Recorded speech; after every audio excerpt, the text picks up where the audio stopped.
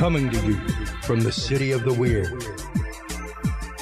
Exploring topics from the esoteric and unexplored to dimensions unknown. Shining a light of truth on the darkest corners of our reality. Welcome to the Curious Realm.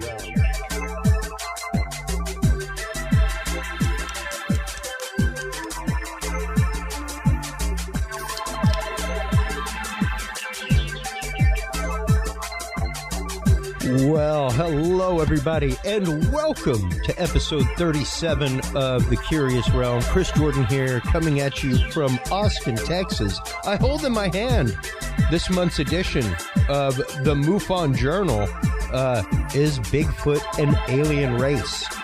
We'll be talking about Bigfoot, actually, in the second part of this episode.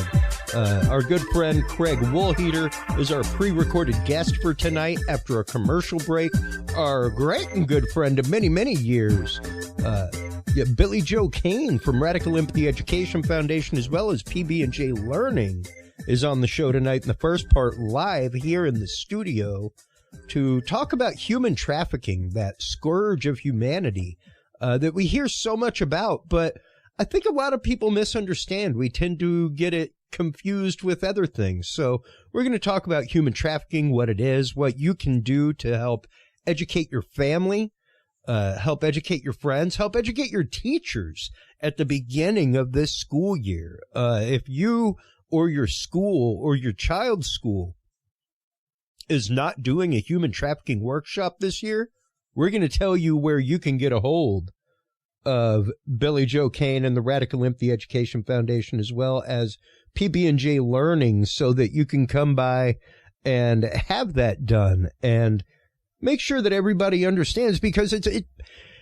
I travel a lot for work over the last decade of my life, and over the last 5 years, oddly enough, since I started having Billy Joe Cain on, I have started to actively see human trafficking signs up. Signs in Vegas casinos, things like that, like in the bathroom stalls, in the elevators, about human trafficking in hotel lobbies. So the word is out. Things are out there. As a matter of fact, let's go ahead and bring up our news of the week real quick. News of the week is, of course, always brought to you by the Facebook.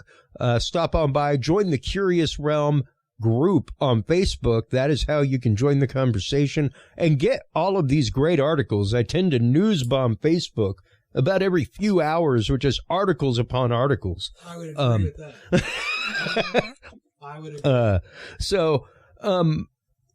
Oddly enough, the whole reason I have not refreshed my Facebook is because of this article right here out of CBS News. FBI rescues more than 200 trafficking victims, including 84 children, in Operation Cross Country. Out of the drive, Russia's rocket-toting robot dog is Chinese and for sale on Alibaba. So if you want one of those crazy robot dogs, I love the fact that it's got like the ninja mask on, you know? So yeah, if you want a remote control robot dog with an RPG cannon on it, I can't imagine it. Stop on by. There it is out of Vice as well, folks. So yeah, out of the Houston Chronicle, giant invasive crawfish species has been discovered in Texas for the first time. Those are actually pretty dangerous to wildlife. Out of Q1065, out of the Maine area, the trip is generally safe in a motorized boat, but not recommended for canoes or kayaks. One of the world's largest whirlpools churns off the coast of Maine. Been churning for years and years. It's one of those kind of like natural bridge caverns, like go by and check it out. But like it said, do not go near it in a kayak, man. You are not going to fight that. And out of freethink.com, lithium mining just became a water sport. A team of scientists have claimed that they've created an affordable method for extracting lithium from seawater. That is just some of the news that is fit to print. And believe it or not, right there on the Curious Realm Facebook group, folks. While you're online checking that out, make sure to stop on by CuriousRealm.com. We have a brand new page as well as a widget down here The widget will show you our phone number. That is our experiencer hotline. If you're an experiencer, folks, if you are a targeted individual, if you have had a UFO experience, Sasquatch or cryptid sighting, if you have evidence or visions of ancient civilizations, stop on by and check it out. 512-298-3913 is where you can leave a voicemail for us. We'll use it here on the show and pose your experience to professionals, authors, researchers, things like that. As well, you can stop on by, share, curiousrealm.com/share. And there is an onboarding form right there where you can share your name. You can even click whether or not you want to remain anonymous. You can tell us what kind of event you have had or experienced. And you can also upload pictures, upload audio, upload video, upload PDF files if you have them, if you're a government whistleblower. And once again, there's that phone number. 512-298-3913 is our new experiencer hotline. Stop on by, share your experiences with us so that we can share them with the world. While you're online checking that out, make sure to stop on by Secret to Everything. SecretToEverything.com is the website of our good friend, Dr. Kimberly McGeorge. She is your number one source for alternative health, frequency healing, and consciousness expansion exercises. While you're online checking that out, make sure to stop on by True Hemp Science. TrueHempScience.com is your home for the best darn CBD products that you can find. I am here to tell you, folks, I have used True Hemp Science for almost the last 5 years. They became a sponsor about a year ago, and they are the best CBD I've found. I travel the country. I'm not afraid of my lifestyle. I visit dispensaries regularly, but I'm here to tell you this is one of the only CBD products I've ever found that has terpene profiles. Stop on by, check it out. TrueHempScience.com is the website. Curious7 is the code that you want to use to save 7% off your entire order of $50 or more. And of course, while you're online checking all that out, make sure to stop on by Radical Empathy Education Foundation. Make a donation. Human trafficking awareness and prevention training is what they are all about, as well as PB&J Learning. Those are the two websites and endeavors from our good friend and human trafficking advocate, Billy Joe Cain. Welcome back to the studio. How are you, my friend? Wow. I'm doing great, actually. Thank you so much for asking. Thank you for having me, man. I really do appreciate it. I always love having you on, man. And, you know, we haven't just had you on about human trafficking. Like, we've had you on just to come in and talk about technology. You're actually a video game developer. Not many people realize we always typically talk about the VR a little bit, but we'll be getting into that some more because you just put out a whole new walkthrough. And you're looking at making Trapped VR, a detective story, into an app that people can play and access. So before we get into the technology, before we get into Trapped VR detective story, let's get into human trafficking real quick and what it's all about. What is human trafficking and how can people spot it? Wow. Well, first of all, thank you so much for the introduction and for understanding exactly, why this is so important. So human trafficking is essentially someone taking advantage of someone else on an extreme level. So there's a definition essentially that has been put together by 3 different components, which is actions, means, and purpose. And so those 3 things are important because an action is actually providing somebody or giving access to somebody. A means is doing it through force, fraud, or coercion. And then a purpose is for it to be a commercial act. So basically, if you're forcing someone to do something against their will, where you are benefiting from. And so that is the essential issue that's out there. Now, if you're under 18, you do not have to prove means. You just have to prove that someone was provided for an exchange of value. And this can either be for labor trafficking or sex trafficking. And in the case of domestic minor sex trafficking, without the means required. So it's just action and purpose. So it's exchange with somebody's efforts for your benefit instead of theirs. Yeah, and it's horrifying to know that human trafficking goes into so many different aspects of our lives that we really don't think about. Most people are aware of, massage parlors and the possibility of human trafficking, human trafficking of children for pedophile rings, things like that. But when you're talking about labor trafficking as well, and people, even right here in the neighborhood that I live in Austin, that have been brought in, and because they've been brought in now, a means by which to do that. Now, granted, that's human smuggling, not human trafficking, because it wasn't done by means of coercion. And I think that's something that we need to talk about real quick, just to clear it up for the audience. Really great point, right? So the difference that you're describing is basically human smuggling versus human trafficking. So smuggling is actually someone being brought across a border or a transnational border. So that person could be doing that on their own volition, like they may have paid somebody to do this, and so it's their own decision, or they could have been kidnapped across a border, for example. But those things are separate than if you're actually going to be earning money from that person yourself, or if you're going to be benefiting from that. So I'm not exactly sure if I'm doing a great job of describing this, but if there is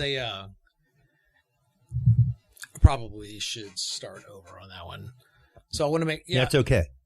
We're live, so I'm not going to edit anything. No, Billy. it's all good. It's kind of confusing, but I mean, it is because it depends on who benefits. Yes, and even the fact is, we've discussed with Kim Jong before, or Chong Kim, who's been on with us before. The fact that frequently human trafficking victims can be found guilty in court of other crimes, things like that, despite the fact that they have been a full-on victim. Yeah. They can be found guilty of human trafficking themselves, even though they are the victim of the human trafficking. Yes, that is a huge problem with this, that people do not understand the core issues that are involved in this, which are people that can be victimized or people that are actually super vulnerable to these type of behaviors. So they get tricked into this, or they get coerced into this, or they get blackmailed into this. And this can happen between kids that send a nude to somebody else and that gets used against them. I mean, this stuff can happen so innocently like that and turn it into a huge problem, all the way up to like multinational corporations that are taking advantage of people through the H-2A and H-2B visa programs. Wow, yeah. Yeah, I hadn't even thought about that, because having people come over in exchange for a visa, same thing, especially if you are taking advantage of them, if you are working them against any kind of OSHA regulation or anything like that. It happened. It is a constant problem. This is nothing new. The problem is there's just not enough being done to actually arrest the people that need to be arrested. And you can look at the numbers. You can see just how bad this issue is. You know just how many people that need to be arrested for this because of the numbers that people know that are out there. And if you look at the actual prosecutions, it's pathetic. What's wrong? So my question is just, what's wrong? Yeah.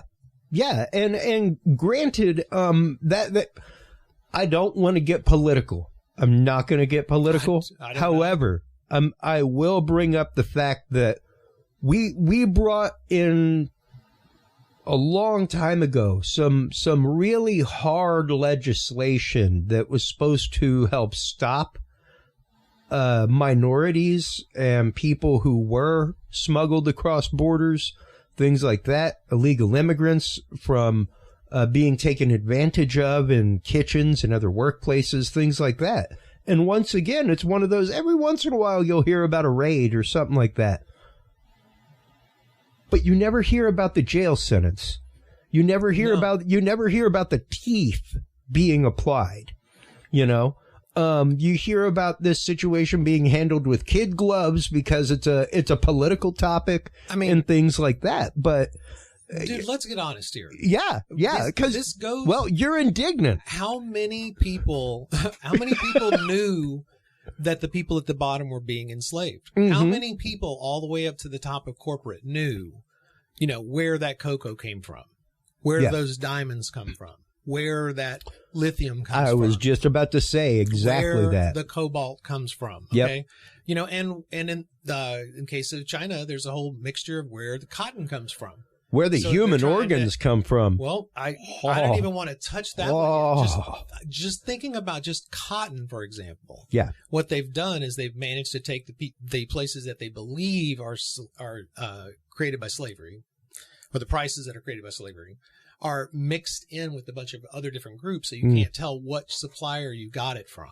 So there's this enormous complexity of everything that goes all the way to the top. And I don't care what side you're on. The truth is that somebody needs to go, you know what? Maybe we should actually take a look at this. Shouldn't be a side. This is shouldn't be a side. This is pretty obvious. If you just sit down and look, has anything we've done so far worked?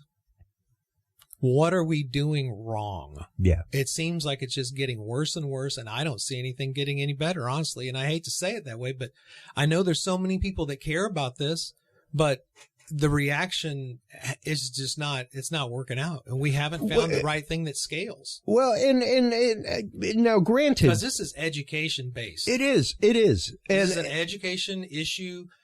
And no guilt, no anything. It's just like, look, there's some common things that we need to understand. Sans a public information campaign the size of Mothers Against Drunk Driving.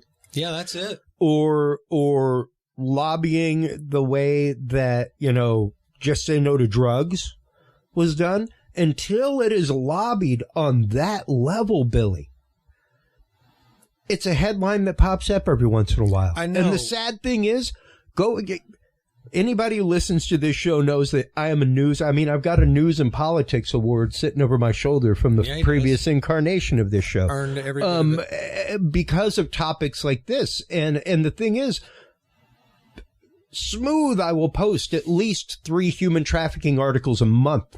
And those are from within these borders. Those aren't like children from Armenia were smuggled across borders. Have you seen this stuff about Arizona? Yes. The Arizona prisoners that are being horrifying. Oh my God. Horrifying. Okay, whoever is listening right now, whatever time it is right now, type in Arizona prison labor. Okay? Yep. This should embarrass you as a human being, okay, period. Much less somebody from the United States who believes in America. Give me a break. What are you talking about here? And this is just one tiny microcosm that has actually been looked at. Lightly looked at. I mean, this whole system that we are working under right now is unbelievably corrupt, and so your eyes are just open as much as they can, as soon as they can, but just pay attention to this. Are we treating people like we want to be treated? Are 50 we cents an hour them now? And granted, once again, 50 cents an hour. I do not want to get political. This is not political. It is not. This is humanist. And that's just it. It's one of those, without getting political, it's the fact of, I don't care what landed somebody in prison. That does not mean that they have to be treated in that way. Especially if they are providing an actual service, one that is being profited on by the people putting them in the position.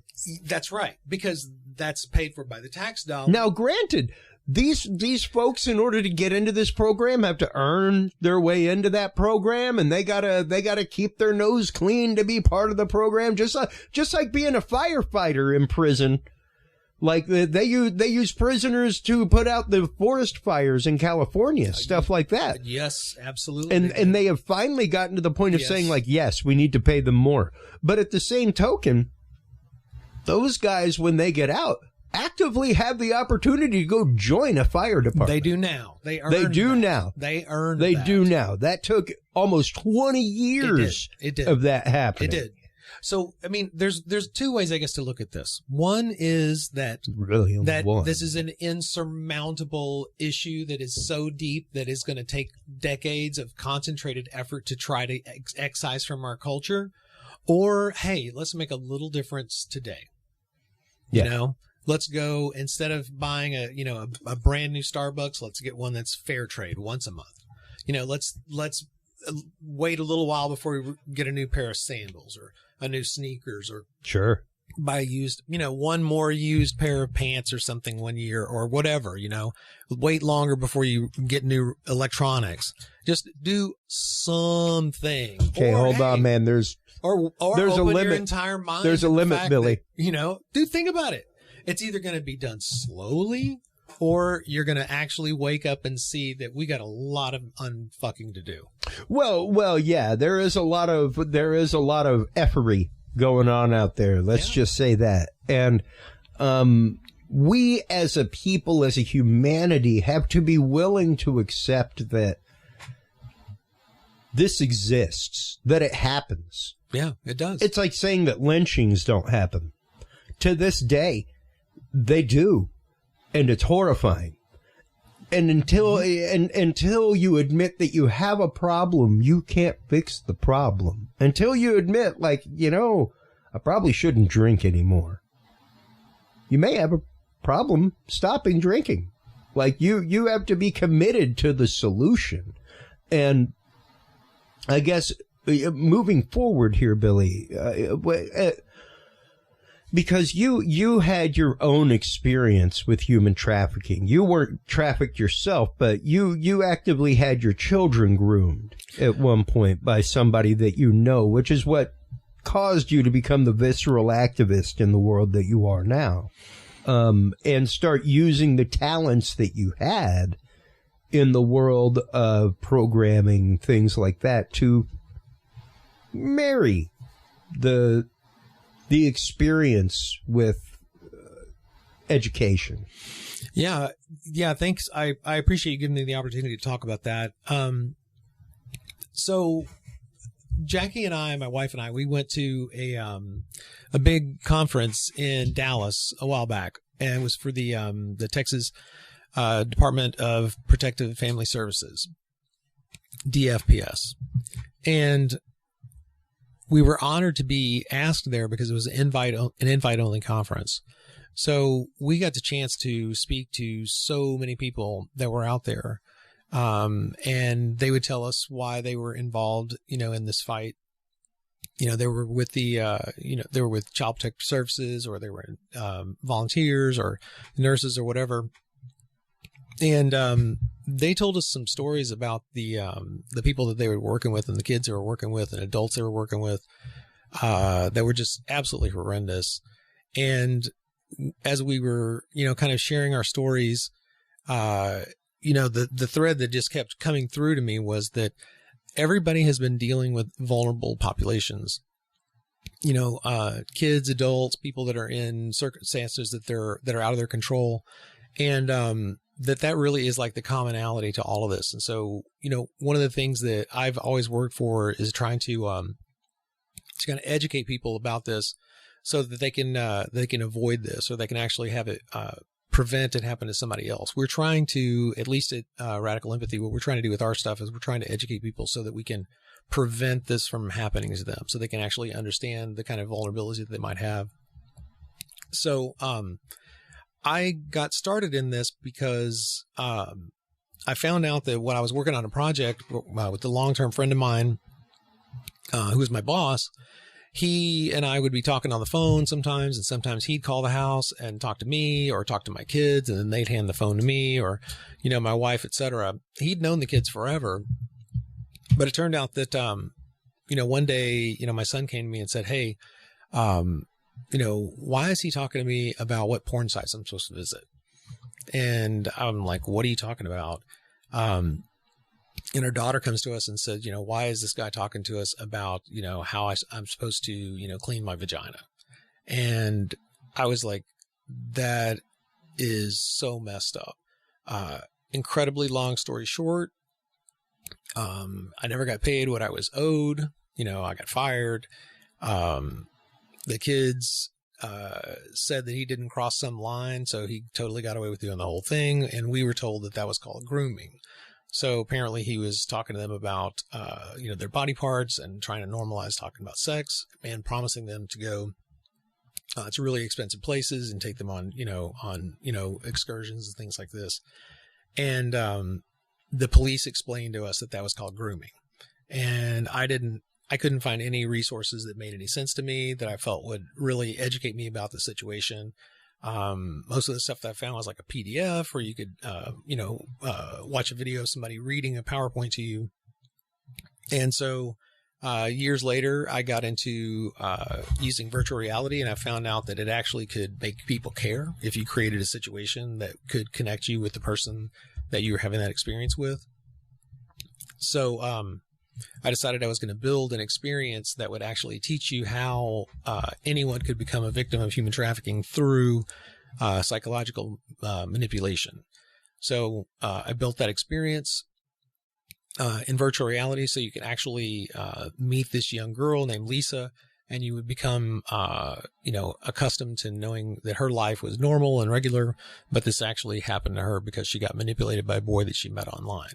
It's an extremely common situation right now. This is not you grab somebody out of a parking lot at a Target. It is more of somebody gets to understand that you have some vulnerabilities, and they promise to make those vulnerabilities kind of go away. So it's like if you're lonely, they'll come in and offer you, attention and affection. Or if you're poor, they might offer you money and things like that. And so by fulfilling those little objectives for you that you don't realize there's so much vulnerabilities, that can put you at risk of being taken advantage of. And that really is kind of the core nugget of what we're trying to teach people, is you have to actually be paying attention to these type of things so that your vulnerabilities don't become ultimately something that can harm you long term. Yeah, absolutely. It's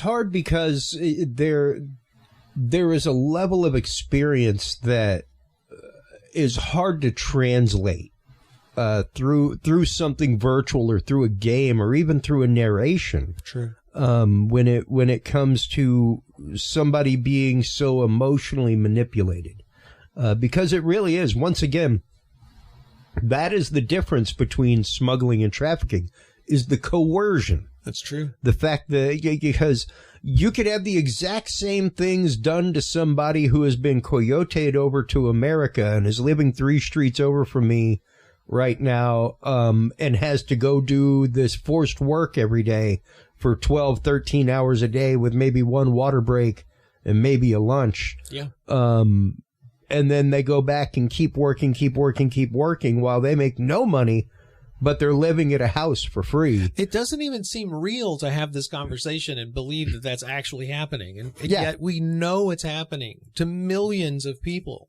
Yeah. Across America. Oh, absolutely. I mean, this is not like some manufactured, alarm thing. It's like going, no, we all know it's happening.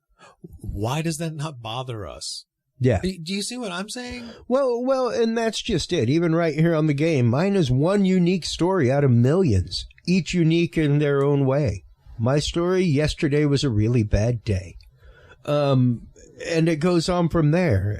And it really is the idea of being able to, just as the name of your business, being radical empathy, being able to help build that concept of empathy through a modern technology. And you've had great response to the tune of University of Texas working with you, to being lauded by even FBI agents at conferences, police. I know I just sent you a link to a virtual medical conference because doctors' offices are another place that you're starting to see those human trafficking signs pop up.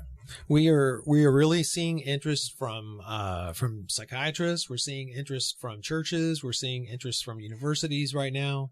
That's awesome, dude. It's really exciting. We just had a real successful conference earlier this year called the Greater Rockies Interactive Training Conference, where Uprising actually had wow. Yeah, they debuted Trapped VR Detective Story up there for their week of conference, which was absolutely fantastic.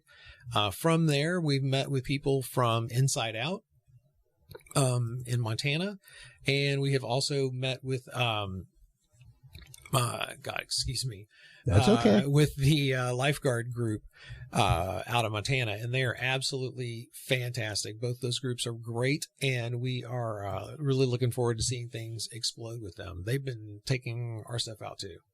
That is awesome to hear, man, because I quite literally remember running into you at Classic Game Fest here in Austin. And seeing your demonstration and just sitting back and watching for like 30 minutes as people came up and experienced it. Because I came up and I talked with you, stuff like that. Then I went back and did my AV thing. And while a band played, I came back and just kind of like sat and watched people's reactions. And this was like 6 years ago now. Yeah, man. It doesn't seem like that long ago. No. But yeah, that was back in the days of us being dudes and beer before we relabeled. That was smooth within season 1. And amazing.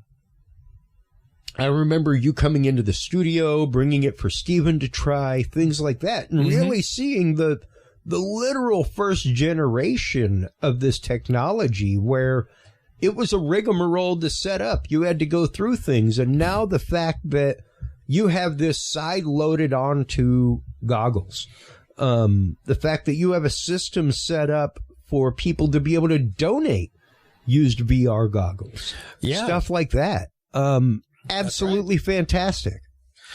We want to find any way we can to connect with as many people as possible. So that might mean if you happen to have a set of Oculus Quest or Quest 2 headset that you want to get rid of and think that it has a new place it needs to go to, send it to us. Or if you're looking to help us reach other people, we love it if you would send us one of those as well. But the truth is that what we're really trying to do is get people to try this virtual reality experience. So if you have a Quest or a Quest 2 headset, contact me and I will give you a copy of our VR experience. Maybe it will make you want to help us get this out to more people. Oh, yeah. And there is a copy that is available out there, actually. I'm bringing up the website right now because I linked it. I love it. And I ran across it the other day in my episode prep. I was like, whoa, I didn't know this existed. Billy didn't even let me know it was there. So hold on just a second. Here it comes, folks. Which one is it? Let's see. There we go. Trapped, a VR detective story. Ooh, that is up on SlideShare. Old school. So you can download the software there, right? That is the one that works on Google Cardboard. Okay, so yeah, even if you're a Google Cardboard user, so see the things that I dig up. It's like I did it for a living or something at some point. But yeah, you can go right there, Google Cardboard, all kinds of things. Check it out. And once again, contact Billy. He will gladly send you a copy of it. I want this to be seen by everybody. I think it's one of those that should be seen by everybody. I think it's one of those, and we've had numerous private conversations, Billy, about the idea of taking this to high schools, junior highs, things like that. And you have actively gone that far. You went out to California and did some test bed stuff, things like that, because human trafficking curricula is an embedded part of education in California. Yep, it is. I wish we were more embedded in California. But what I was going to say is the groups that we just gotten to start working with. So the lifeguard group, for example, they actually go and do live presentations for giant auditoriums. So it's the lifeguard group, GUARD group. Okay. And they have already done presentations for like over 10,000 students, and they go all over rural America. So they're actually doing the hard work of reaching, kids a small group at a time. And that's so absolutely important to be able to bring experts on site. Oh, yeah. If you think about what they can do with our VR program, what they're doing is they're bringing an expert along with them, multiplied by however many headsets they have, and that person gets a one-on-one conversation with a victim, and they can understand from their point of view, what their life was like. Wow. So it's a super powerful experience. That is incredible, because as opposed to just a speaker, right? As opposed to just somebody coming and giving a presentation. Like, don't get me wrong, Billy, you're riveting conversation. Right. However, you've been in those. I've been in those. Yeah. We're pretty close to the same age. We're kids of the 80s. Well, another thing about this, I have to say, is I feel bad, because it seems like to really get a lot of money, so to speak, out of people, you have to have somebody go up there and tell a horrendous story about themselves. And that's awful to have somebody do that. Yeah. And so the benefit of using our software, for example, is that person is already interacting with you on that instant by instant moment. Like you're interacting with them and you're talking with them, essentially getting to learn more about them. And it's not going to injure someone. Well, and that's the thing that really disturbs me is the concern that I have about somebody being injured over and over and over and over and over, trying to convince somebody of something that should be obvious. Absolutely. Absolutely. And that is one of the things that we have rabbit holed on this show for the last few months, Billy. Right. Is the injury of experience and the trauma of experience, and typically, esoteric experience. Like, okay, so you had a near-death experience, but you didn't come back with a message or a mission. Sorry, what? Like, there are people who have come back, and anytime you see something or read something about near-death experience, it's like, oh, there was a beautiful light, and I came back, and I had this whole new purpose in life. And maybe not Jimmy. Definitely like Jimmy may have had I died and I saw myself and there was no light and there was no voice giving me a new mission or a new purpose, and I came back and I'm more lost than ever. I like Jimmy already. And it's the same thing with human trafficking. It's one of those come on to the meeting, share your story. Okay. But you have to remember that something like that, much like any rape or prisoner of war, anybody who would suffer from, sadly enough, Stockholm syndrome, which is what most people involved with human trafficking are suffering from, to the point that they love their captor. Yep. They love the person who has convinced them to be in this horrendous reality, and to do so and to recover from that is hard. And every time you retell that story, you are putting yourself back in those shoes. I can't even imagine. I know what it is for me to even recount my spiritual experiences and not get goosebumps or not be moved. How can you provide that learning at scale? Yeah. You can't.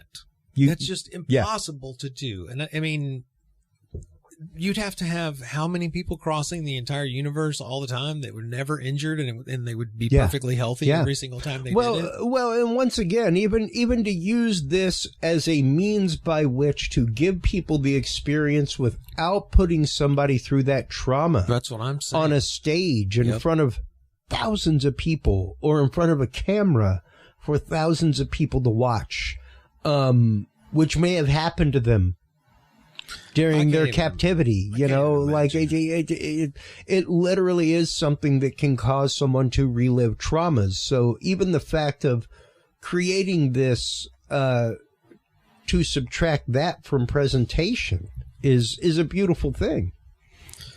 You know, I might have told you this once.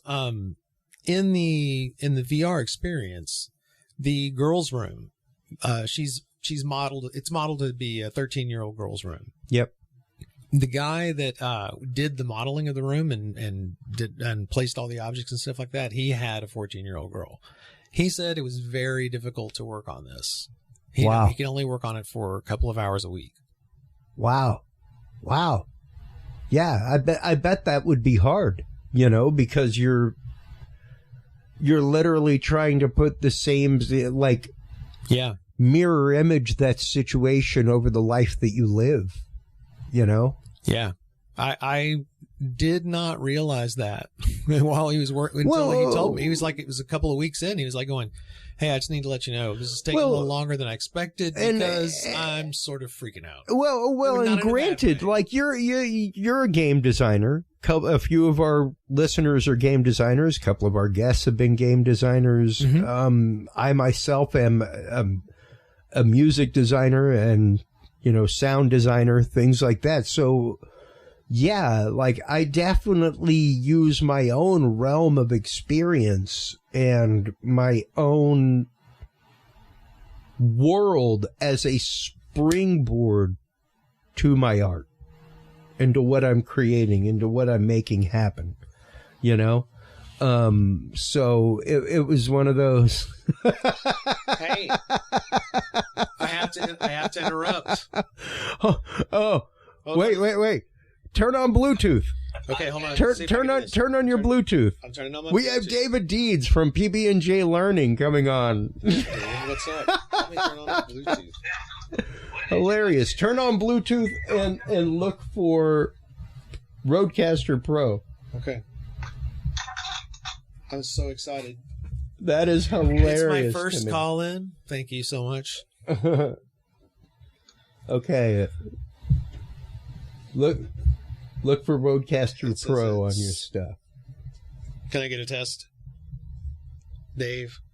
Okay, I'm here. Ha! Look at that. Blasted. Welcome to the show, David Deeds from PB&J Learning. Chris Jordan, how you been, bud?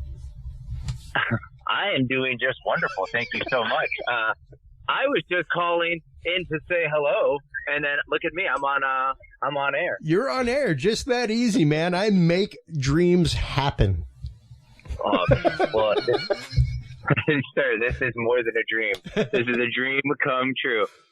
What are you guys in the midst of right now? I'm sure it's human trafficking related if I know Billy. Well, we are talking human trafficking right now. We were just talking about the VR work that has gone into the latest version of Radical Empathy's Trapped, a VR detective story. And we were getting ready to, oddly enough, transition into PB&J Learning and the things that you guys have done in the realm of actively getting things out in a certification fashion. Ooh, Yeah. Dave, can I get to brag on you for 2 seconds?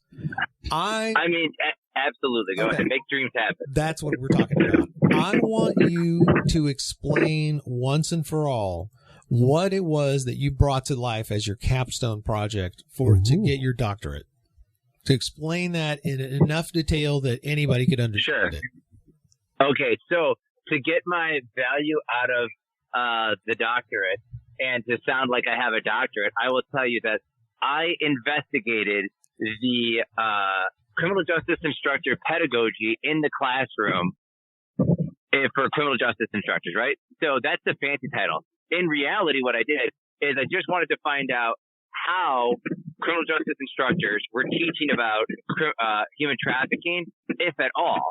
And to understand that, I needed to know where they got their knowledge about the topic from, and also what it is that they knew and how they were sharing that in the classroom. So at the end of the day, what I ended up with after doing different interviews and asking some open-ended questions, I ended up finding out that essentially, for the most part, criminal justice instructors, like a majority of other instructors, are not sharing hardly anything about human trafficking. And it didn't surprise me because ahead of doing this study, I actually read more than 5,000 pages in 11 different criminal justice textbooks and found that less than 1%, or actually I think it was exactly 1%, of the pages covered anything with human trafficking. Wow. And that was really, So you talked about students getting introduced to 5,000 pages of text. Can you just one more time? Yeah. What is the general, major these people are talking about? Criminal justice? Is that correct? Criminal justice. Yes. And the reason why I looked at criminal justice. How many percentage? Can you just shorten that again for a second? Sure. So in criminal justice textbooks, when I looked, it was Intro to Criminal Justice and Criminology courses, which are the courses throughout all of academia, throughout all higher ed. Those are the courses where human trafficking would be taught the most, because criminal justice is the division where human trafficking is taught the most.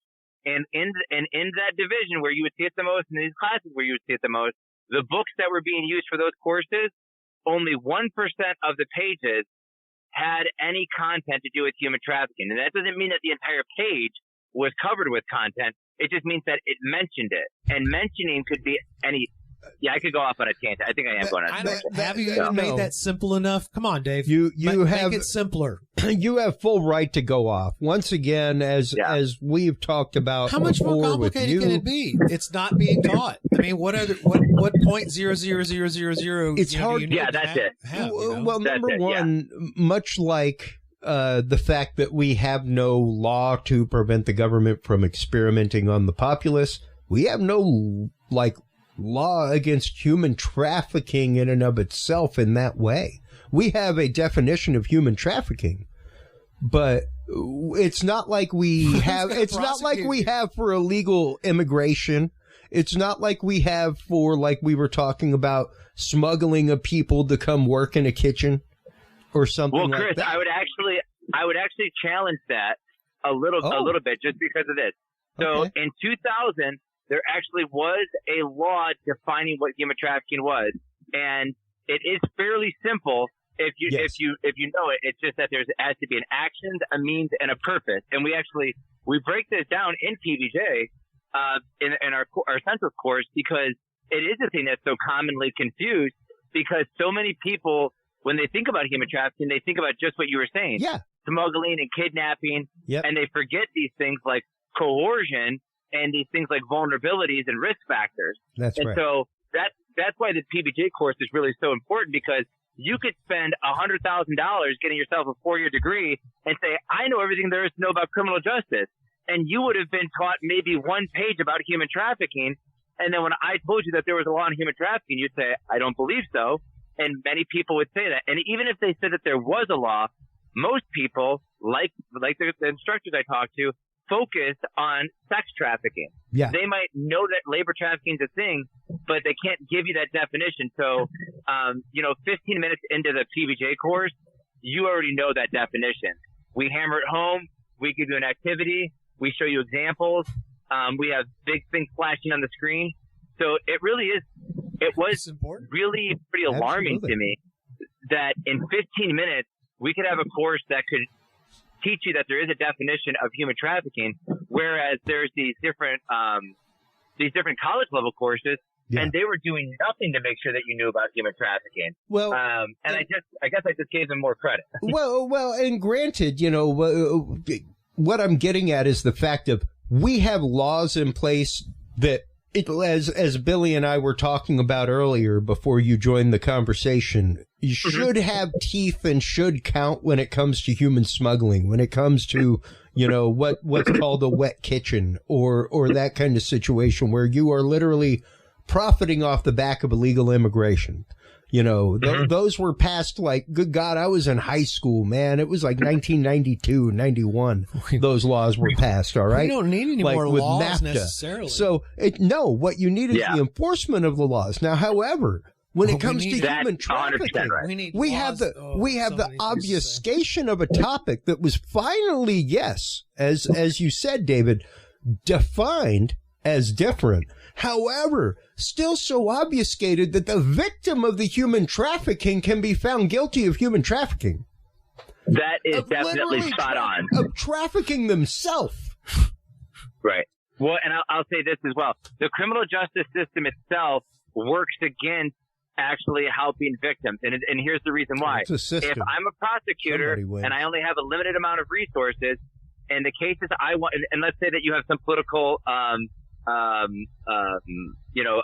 aspiration. If I'm a prosecutor, I want to go to people in 10, 15, 20 years and say, hey, as a prosecutor, I had a 95% conviction rate. The last thing I want to do is ensnare myself into something like a human trafficking case, which I haven't prosecuted that much, and the law is going to be fuzzy to me. And I know that if I'm doing a sex trafficking case, it's going to be contingent upon the victim's testimony, who's not going to be a very credible witness for me because society's already skewed their name by the fact that they've been a victim. Yeah. And, we miscue them as being a prostitute. Yeah. They took money. They took money for sex. No, somebody was paid money for them having sex. Yeah. Correct. Right. Like, yeah, precisely. And the stigmatization to begin with, precludes things. And it really, and I have loved seeing you guys work together from a distance, seeing Billy's verve, since you guys have connected, David, and seeing your verve for this topic, because once again, it might be something that if you have been through like a hotel manager's training, human trafficking, sexual trafficking may have been mentioned. It may have come up for like 10 minutes of that 8-hour conversation, but was it a whole module of training? It should be. Is it a whole module of training for principals at a high school and junior high and elementary school level? No, but it should be. Yeah, because that's where the grooming takes place. Not necessarily that's where a child that's being trafficked is going to school, but that's where the grooming starts taking place. Yeah, when the grooming can take place, for me, I have a belief that the earliest that you can do it, and obviously in a palatable and correct way, absolutely, the earliest you can start teaching it is the best. And I know people who have written kids' books on human trafficking, and rather than saying human trafficking, to a 6-year-old, they talk about things about being free, which I thought was very clever. So it's about, I need to have my freedom, and certain things that you shouldn't be doing. Yeah. And then at the next level, you can start progressing it. And Billy and I have got it where all the way down to about a 6th or a 7th grader, from a 6th grader up, because we say for junior high and up, anybody can take our essentials course. And then after that, we have our hotel course, which is obviously targeted towards the hotel industry. And a law enforcement course is what we have coming up. And I'll tell you why that law enforcement course is so important. $9.99 for the Essentials online certificate. $9.99, folks. And I'm just here to tell you, David, just to top on top of what you're talking about there, I just got an email from my son's school about a week ago. My son's in kindergarten, talking about the sexual education that he would be getting at his elementary school. So if they are willing to go through sex ed, interesting, with a kindergartner, why are we not talking about this topic? Yeah, there should be some level of introduction, because I said this all the time to my students. There has to be a foundation to build on. So, I mean, when you're doing a 16-week course, you start off by building a foundation about talking about, if you're talking about intro to criminal justice, you start talking about the courts and the police all together. But before you start jumping into specifics, you talk about what does criminal justice mean? What are the different components? Federalism, separation, sovereignty, things like that. And I think for human trafficking, it would do a great service to the people who are going to be targeted, which is individuals who have vulnerabilities. There's no such thing as somebody who is destined to be a human trafficking victim. There are people who have certain vulnerabilities that makes them more at risk to it. So you might have 10 vulnerabilities and never become a victim. You might be somebody who has 2 vulnerabilities and then you become a victim. So it's not like we can pick and choose and say, well, let's just target all the poor people and then we're going to be doing just fine. No, you got to give it out to everybody. It's whether or not, much like any self-defense education or anything like that. Yes, sure, it is something that has to be given equally across the board. because otherwise you're discounting the fact that somebody, though they may not be a target, may be a target of opportunity. Yeah, absolutely. Right now, the way it feels is that the people that actually seem to care about it are the ones that are the oddballs. Do you see what I'm saying? It's like everything's upside down. Well, right. And I'll say this too. The importance of this is the impetus has to be on parents to try to keep their kids safe, and it has to be on young adults, to take the course for $10 or do whatever they can to try to make themselves aware of what this really looks like. Because there are people running around on social media telling you to be careful when you see black zip ties on your windshield wiper. And what you really need to be careful about is the information you're putting on your Facebook profile that somebody's going to use against you because they can tell that you're all melancholy and depressed, and they're going to come in and try to be that person that you're clearly saying that you need in your life. And they're going to fill that gap for you, and then they're going to ask you to do a favor, and they're going to keep moving that line in the sand, and you're going to find yourself coerced into a situation that you thought you were going to be Liam Neeson forced into. It matters. That's just it, David. And you bring up a point that drives a nail home for me. And I just got goosebumps thinking about it because many years ago, when I first moved to Austin, probably close to a decade ago, my niece was going through some things. She had a couple really, really tough years where she had a couple friends commit suicide, one or two die in car accidents from drunk driving, just things like that. And being a self-employed individual and the social media guy that I am, I was on social media one day and I saw her profile and she was talking about how she was down, staying home from school. She just had a personal incident a few months before. And there was this guy who just, something about it, David, just did not sit right with me as someone who worked with kids, as someone who taught high school and junior high students. It was like, yo, man, like, that gives me the willies. And he was basically like, oh, yeah, I'm so sorry to hear this. This is horrible. If you need somebody to talk to, don't hesitate to give me a call. Things like that, I'll take you out to lunch. We can talk, whatever. And it was one of those things that even in my experience as a youth minister, stuff like that, David, that it went beyond what a normal parent would do for a kid.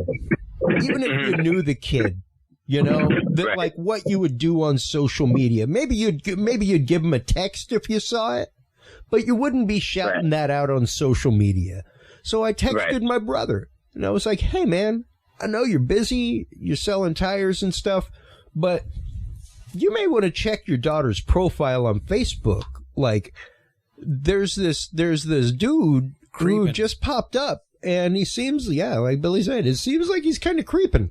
And my brother started digging, and sure enough, this dude was like 39 years old and like only like 18% of his friends were his age, and the rest of them were all high school girls and stuff like that, and younger guys. And he was like, yo, man, I see you right now. You need to get off my daughter's profile. My next call will be to the police. Yep. But that was me just randomly being there, man, and randomly seeing it. Lord knows how far it could have gone had I not seen it. And you know what, Chris? That's why we mentioned that in the course too. Not to, infomercial right to the course, but we say that in the course. We're like, hey, not only is this I'll shamelessly plug your stuff all day, dude. Oh, well, I'll let you. So, okay, cool. I have permission now. I will make a commercial for my commercial break, dude. Not even joking. Well, we will take all the promotion because I for me and Billy, at the end of the day, it's just about reaching people. That's the main mission, is to just keep people safe. I wrote down on a Post-it note years ago, probably 6 years ago at this point, and I just wrote down all the things that I wanted, and I wrote it on a Post-it note because it was like an affirmation thing. And one of the things that I wrote was I wrote about 10 things. But one thing was that I wanted to free 1 million people who were either enslaved or human trafficking victims. And I don't know how to do that, but maybe the way is through prevention before they even get there. That's it's right. to stop 1 million people from even happening, and so, but we mentioned on there, and I've mentioned even on my TikTok on social media, where since the pandemic started, the amount of people that have been trafficked through social media has gone up over 100%. And it's the most on Instagram and Facebook. Yeah, it's over 100%. People forget, and we talk about it on this show all the time, that like there were live murders on Facebook live streams. There were live rapes. Yeah. There were people being kidnapped. Like all kinds of stuff. Go ahead, Bill. Okay, one of my friends. Because I know I just took it somewhere horrible, but Billy's going to take it like I guess 18 feet down the rabbit hole, David. All right, I wasn't. Now that you mention it, it is worse. Okay, so this is horrible. This really is. Go ahead. Go ahead. I hate this. Okay, so one of my friends worked at Facebook as a moderator, and they had to look at the stream that no human should ever see, and they saw into hell. Wow. I can imagine. Because, Amy's had a friend that was a live moderator, and they exist, folks. So you think it's all algorithm. There are some live moderators out there. His mind got really messed up. I'll bet. And he currently is in the hospital, in the emergency room, dealing with some potential liver damage from some of the medication he's been taking to try to help him get past all this stuff. Well, many prayers for him, because I was like going, oh my God, yes, horribly right on point, and that is what's happening. Yeah, this is what's happening to people. Yeah, and once again, it is. I will put a challenge out there for my audience, for you guys. If you have a child that I'm going to give it freshman year in high school. If your kid started freshman year of high school or freshman year of college this year, go buy them this course. Go buy them this course. If you can't afford to buy them this course, you contact me. All right? This is probably some of the hands down most important information you can arm somebody with going out into the world of education today. Okay, so I'm going to throw in here. There is nothing like this course online. There's nothing like it. I have taken hundreds of courses. I have tried everything I can to look at a basic what is trafficking all the way to this is the stuff that I need to really, really understand. I know, Dave, if you're still here, when we started, we wanted to have a short course, and then the reality was that it just wasn't going to fit. There's no short course for this. There are numerous hours and levels of courses that should be available for this. The ranks, because there has to be like the general glaze over introduction. This is what it is. Look out for these signs, kids. Here's a 30-minute video that we show it all. College initiation. I mean, I'm at a point that where kind of thing. The courses that I would really like to be talking about is like structural inequity and things like that. But I'm really at this point where I'm trying to just paint the picture that trafficking is actually happening. You know, where we're really starting at is just trying to get it to even, like, for example, just law enforcement professionals on a local level. They are supposed to understand this, and they are supposed to be arresting people and prosecuting people that are doing this on but they gotta level. But at the same token, like I said, you gotta like everybody has to be involved. This is a hairy and a squirrely law, and how do you arrest a person without arresting the individual being trafficked as well by the law? And that's what's horrible. By the law, the person being trafficked is guilty of trafficking. And it's horrifying. You can't get them without the person. You can, but the problem is that you have to allocate the resources for it. Yeah. So that way they can do a proper investigation on it. Yeah. And like I was saying earlier, the structure of our criminal justice system doesn't really lend itself towards that, because we're not really so much us as a citizenry, we're not really concerned so much about justice as we are about numbers. So when we see the numbers, that makes sense to us. It's like 11% of people are satisfied with Congress, but like 95% of people who are in Congress are incumbents. So we keep on voting these people back in, but we're unsatisfied with everybody else. And yet still expecting change. My God, man. Yes, exactly. So for our police system, or for our criminal justice system, you have these prosecutors who have a vested interest in getting high conviction rates, which means that they're getting plea bargains. So that's why 95% of our cases are plea bargains. And then when you look at human trafficking cases, you see the same thing. They get pled out because the system isn't built to manage all of the cases that we have. It's meant to cut bargains.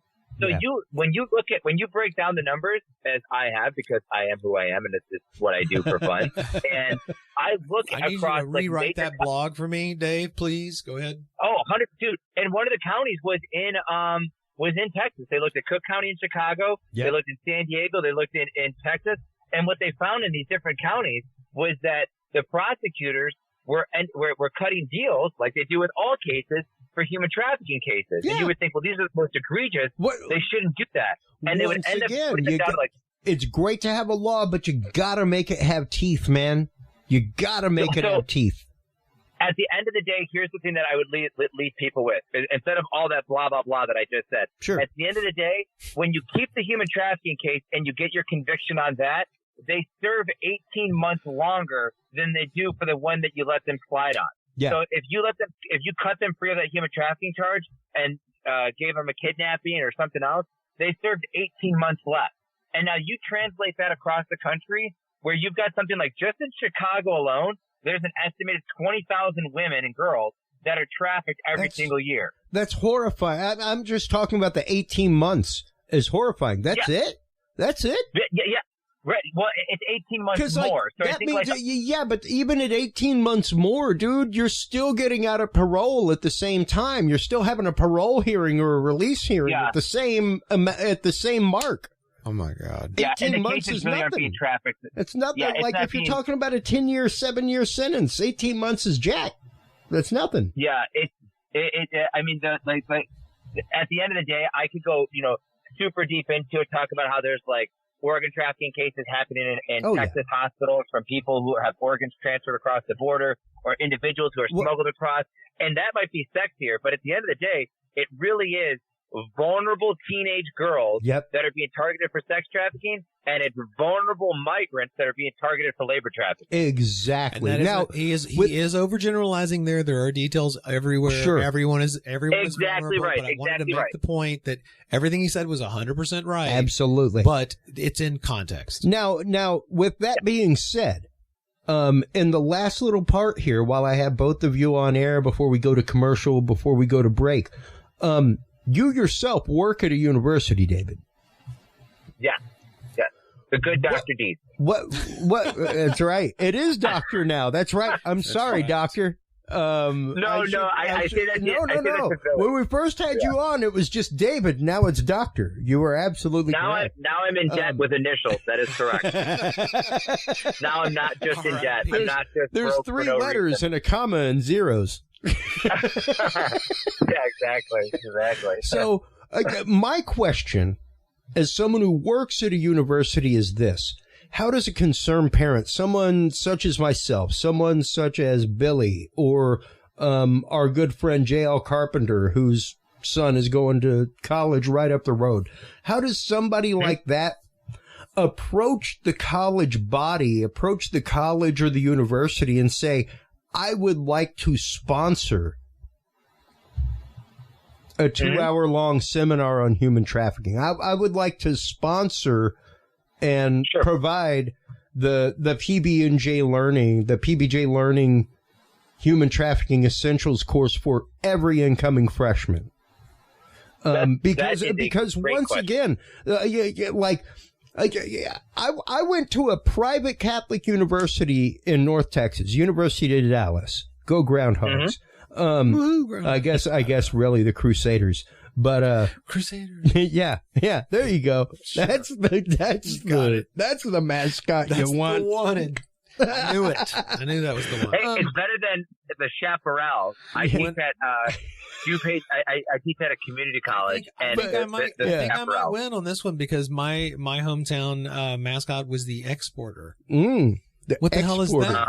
What is that? It was that we had it manifested as a ship. That's like because we were on the grapevine fighting farmers. I was like, I'm like the exporters. What the heck kind of? But in all sincerity, even for I want to say maybe at the time that I went in the 90s, there were maybe 4,000 students at University of Dallas. But there was a course that all the ladies went and took, and they got a whistle. And they heard about aggression on campus. And rape and things like that. Yeah, but the thing is, there should be one about human trafficking, too. Okay, so let me lay this on you, and I love I love that I'm totally hijacking this. Deal with this. But my question was to David, how does somebody, a parent, I'll let David get a hold of the school or even student legislature to promote something like this and to say, like, I would like to promote this and put this out there and provide this for incoming freshmen?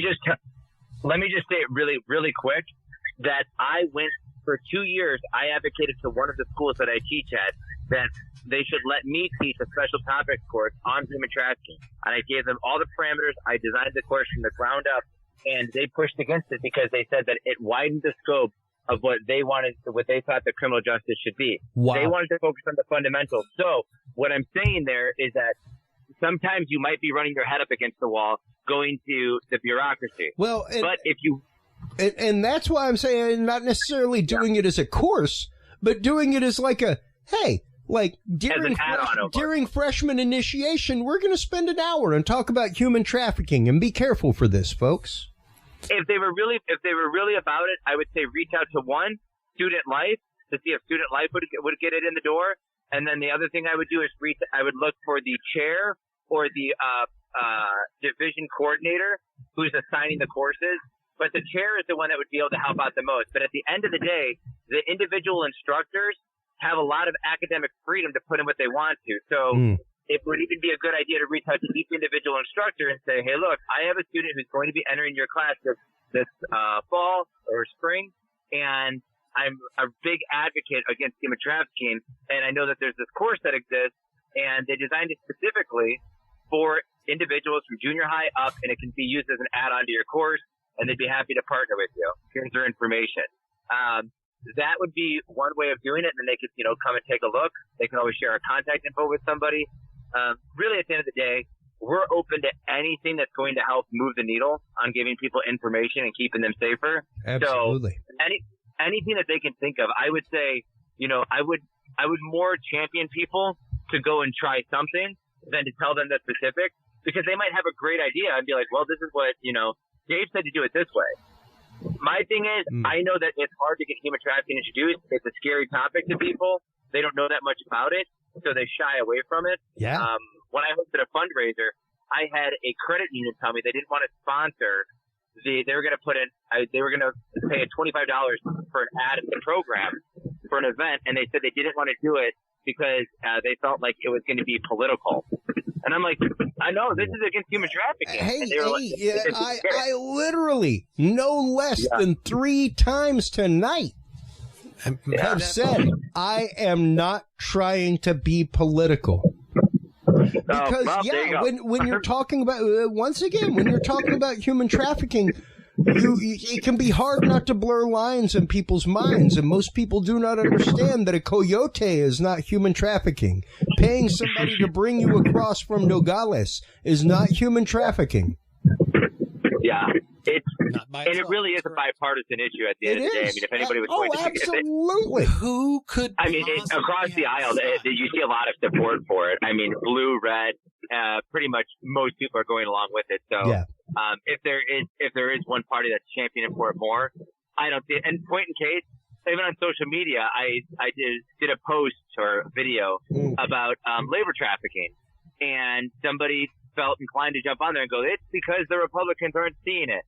And I'm like, I don't see Joe Biden jumping up and down to restructure our visa system so that we don't exploit migrants into the field. As a matter of fact, oddly and horrifyingly enough, David, don't really care what your political leanings are, I'm going to say it. Yeah. Trump was the only one to ever do anything as far as human trafficking. Well, and see, and there again, I'd push against that a little bit, because if you look at the record, what he did is he ended up passing, I think he signed about 3 executive orders, and then Obama signed 2 executive orders. But then if you look at what happened from the fallout of their task forces, you'll see that it actually pretty much kind of lined up. You had Bush as the one who signed in the TVPA. Yep. Subsequent presidents end up supporting the TVPA by reauthorizing it. And a lot of this is the last political thing I'll say. Hold on. Okay, so TVPA was in 2000. Trafficking Victims Protection Act. TVPA, was a law that was passed in 2000 that essentially, for the first time, kind of codified the 3 parts. Now, the 3 things that had to be true for something to be trafficking. Now, granted, I think yes, okay, exactly. That made that law saying that it had to be coercion, had to be this, had to be. These were the 3 things that made something trafficking, not smuggling. Now, granted, what I meant was that Trump put forth the fact of, here are reparations for people that have been trafficked. He put forth that. And I am not a supporter, I'm not a Trumper or anything like that, but it was one of those that was like, wow, okay. At least somebody, and I think it was because, the whole Epstein thing was happening, all that kind of stuff. But even then, I think that was probably a lot of people's first real full-on introduction, other than maybe a Super Bowl headline here and there, David. Yeah. I think that was their big wake-up call to the fact of, this is big, and this is out there, and, like, it's big enough to shake a few foundations big. Well, I'll say this, just kind of bringing it back a little bit. Please. I'll say this. That regardless of how somebody found out about human trafficking, whether it was from watching the movie Taken, which some studies found that like 85% of people that were asked, they were, criminal justice college students, 85% of them said that what they knew about human trafficking came from that movie. That was their main understanding of it. It wasn't from their instructors. And I think that you'll find, if you look out into the rest of the populace, you'll find something similar to that. If they heard Trump say something, they saw something on a movie, they heard it from a friend. I'd say for all of those people, regardless, Republican, Democrat, mom, dad, kid, whoever, taking our course for $10, I'll say this too. If you don't like the course, there's a money back guarantee. But if you take that course, it's not going to sensationalize it. We don't jump on party lines. All we're doing is giving you the facts. We break down human trafficking into 4 topics. The definition, we break down the prevalence, we break down what the risk factors, the vulnerabilities are, and then we tell you how to respond to it. And we do all of that in anywhere from like 60 to 90 minutes. And you can't find that anywhere else. You can't spend what cost you like a really trumped up version of a Starbucks drink, because I had a friend the other day that had a Starbucks drink that was $10 and like 26 cents. And I'm like, that is more than my course. That is it's like 3 shots of espresso with some whipped and drizzle. I mean, they were jacked afterwards. I mean, so when I think about what this course can do for somebody, I mean, I don't think there's a lot of parents that know that while their kids are playing the video game with the headset on and they think their kids are safe, they could be getting groomed into a Discord server where they're watching bestiality films after mom and dad are in bed when the kid's in their room. So, and this has happened, and we document this in the course. Well, they don't understand that people can be trafficked through Border Patrol just as easy as their kids can be trafficked on Facebook. And that is why I made that challenge to anybody out there. Feel free, man. Go talk to your local high school. Offer to pay for this. Offer to provide this as a all call. Where it's like, come on to the cafetorium and we're going to give a presentation. And this is what it's about. We'll go in there with them, right? Yeah. Like if you want to go to your junior high or your high school, contact me or Billy. We will put together a plan with you to make that happen. We will reach out to them at the same time. We will put together a petition or whatever we have to do, raise funds to get it brought into the school. We could donate a couple of courses if we needed to get it into the door so they could see the value of it. Let all the administration take it so that they could see that it had value. Whatever it takes to actually create change, that's where me and Billy are. We are willing to pivot and make adjustments, but we just got to get the course into people's hands. And so, the service that you're doing us is so great because, having seen what the course looks like and you understand our passion for it, I hope for the low price of $29.95, David. Well, and we throw in extra coupons and some spoons that you don't need just to really sweeten the deal. That's right. So you get to set it and not forget it. That's right. Go Ron Popeil. Let them all know. He's the man. Ron Co. Well, David. I just can't say enough, man. I've been talking about human trafficking for over a decade, and I've tried to do it at movie theaters. I've gone to police departments. I've taken it through every step of academia possible. And all I can see is exactly what Billy sees, is that the people who are doing it, it's just not working, right? It's like, what's the next thing? We got to get stuff that people can actually use. That's and right. It's got to fit into the timeline of their life. They don't have time to take a course. Much like any education, David, it's got to be updated, man. It's got to be real. It's got to be palpable. It's got to be something that actively engages people. And what you guys have done, just once again, in the time that I have seen y'all together, is so beautiful. Thanks, man. It really, really is. I want to thank you for your time tonight. Billy, I want to thank you for your time always. Once again, before we let you guys go off to commercial and move on to, Bigfoot, things like that, lighter topics. Hell yeah. Let everybody know where they can go to find out about Radical Imp, the Education Foundation, where they can go to find out about Trap VR, a detective story. And then, David, let everybody know where they can go to find out about PB&J Learning. So, Billy, you're first. So, thanks for splitting it up this way. It's perfect. So, Radical Empathy, we really do most of our work in person with our virtual reality experience. If you are interested in learning more about it or getting a copy of it, please contact me at billy@reefcares.org or contact me through phone or text at 512-521-8874. I want to make sure that you can experience our VR application yourself so you can show it to people and you can understand exactly where we're coming from. Please help us be a spark. Billy@reefcares.org, 512-521-8874. David.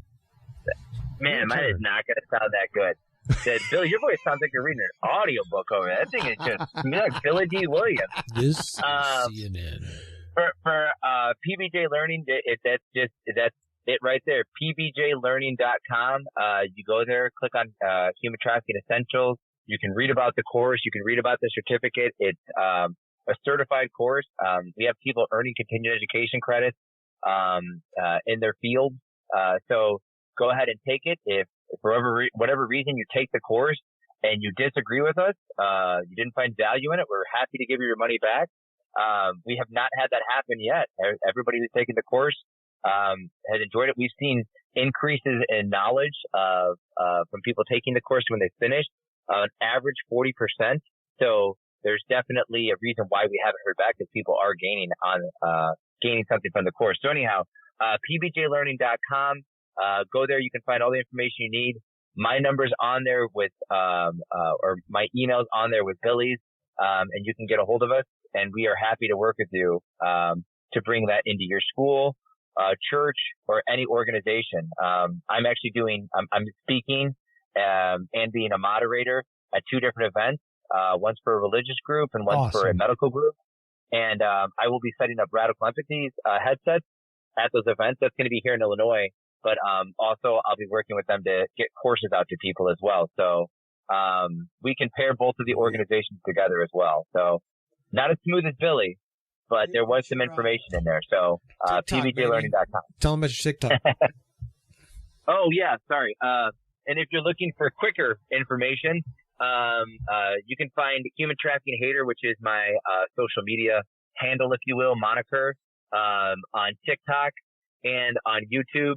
But I'll be honest, YouTube at this point is basically just my TikTok videos being posted because I only got so much time. So I'm going to keep it real. But I put about three, maybe 4 episodes out on TikTok every week and cover a range of different human trafficking topics. So a lot of good content there. Awesome. Yeah. Well. Oh, Chris, I got to say it really quick. Really quick. At PB&JLearning.com, completely free, we have something called the Knowledge Vault. And I don't know if Billy said this before I got on, but I'll just say it. Nobody has anything like the Knowledge Vault. Completely free, over 1,000 different articles. Nobody has anything like the Knowledge Vault at all. Human trafficking. Not the human trafficking. Watch out, that's the important thing. Weird flex going on here, don't you think? No weird flex. I'm just going to bring up the Curious Realm and our Knowledge Vault up at the top. Location for information that has a similar clarification. However, we are not dedicated solely to the concept of human trafficking. All you have to do, folks, is go register for the PB&J Learning emails, stuff like that, and you will get access to the Knowledge Vault. There's cool stuff coming and tons of articles, things like that, stuff like the FBI update that we just gave with the new operation that just brought home 84 children and 200. We have been we've been breaking down some really important stuff too. It's great, I have to admit that there was a very big article done by one of our advisors, and he just absolutely rips the visa system. With facts, it's just he obliterates it. Good. He also did a very big piece at The Hague. Talking about what was going on with the Taliban and in Afghanistan and other places. Wow. It's absolutely brutal. It took me 2 days to listen to it. I had to stop a few times. I can't imagine what was happening with him psychologically as he was going through learning about that, and even more messed up about it. And it just seems like it got dark, but this is what happened. I mean, but he told me that he was concerned that they were going to put a hit out on him. Oh, I'm like, sure. Dude, I'm full on. I'm concerned about a fatwa. I am quite honestly concerned about our good friend Mitchell Gerber. Who we have had on numerous times talking about organ trafficking in China with the Uyghurs and practitioners of Falun Gong. I haven't heard from him in a good 3 emails, and now I'm worried. When 3 emails to a guest like him where we chat back and forth go unanswered, now I'm worried. So contacts out there for him. If you have heard from Mitchell, feel free to get in contact with me. Wow, I had not heard that. Yeah. Cause you were here last time that we aired something from him. Yeah. Man. Billy, as always, my friend. Thanks, brother. I want to thank you. David. Appreciate it. Thank you so much for coming on and randomly joining the show. I love it. And I love the fact that we just have the technology to make that happen. That's right. Just turn on your Bluetooth, you dummy. David, please do hold the line while we close things out. We'll be heading out to commercial, all that kind of good stuff. While you are online, checking out all of the great stuff from PB&J Learning about human trafficking essentials, going and talking to your local high school, college, things like that about human trafficking education, how you can find out more. Stop on by pbjlearning.com. While you're there, stop on by reefcares.org. Both of them have donation links, folks. Support what they are doing. While you're there, make sure to stop on by curiousrealm.com. That's where you can find our new page, Story. curiousrealm.com/story is where you can go to share your personal account, your evidence of the paranormal, of the strange, of the extreme. Stop on by, check that out.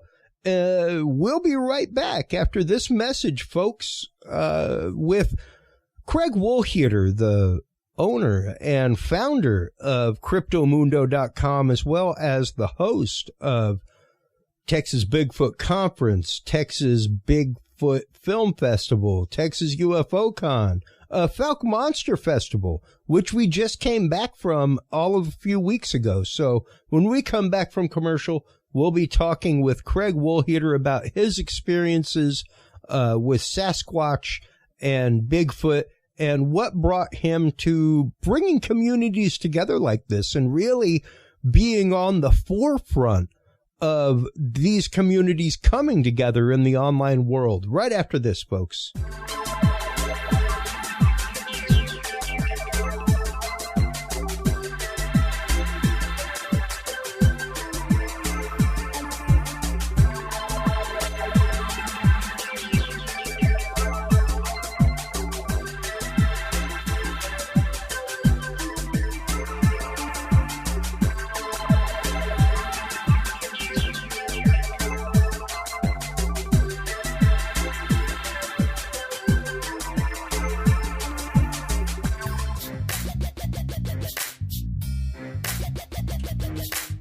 With the rise in attention to the health benefits of cannabis and cannabinoids, including CBD, True Hemp Science has become one of the premier providers of full-spectrum CBD and CBD-related products. Using a proprietary spagyric process, True Hemp Science extracts maximum benefit from the whole hemp plant. Buds, leaves, stems, seeds, even roots. Every part of the plant is used and then reused to formulate a rich, complex profile of CBD, CBD derivatives, and terpenes guaranteed to provide the relief and benefits you need daily. Visit TrueHempScience.com to experience the best CBD oils, edibles, and topicals on the market today. And use code CURIOUS7 to save 7% off your entire purchase of $50 or more and get 2 25 milligram CBD cookies or brownies free. That website again is TrueHempScience.com and the code is CURIOUS7.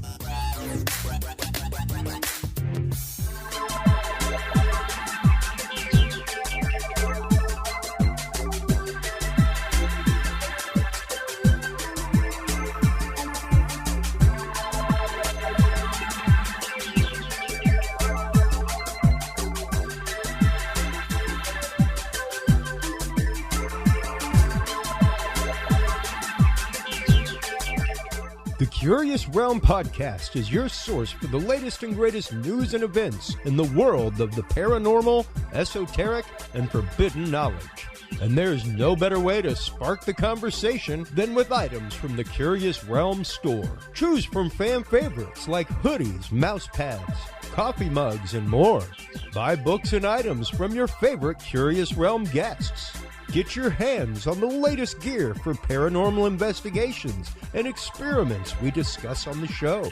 Open your web browser and stop on by the Curious Realm store at CuriousRealm.com/store to buy the latest Curious Realm wear and out-of-this-world gifts for yourself, your family, or a mind that you want to open. That website again is CuriousRealm.com/store.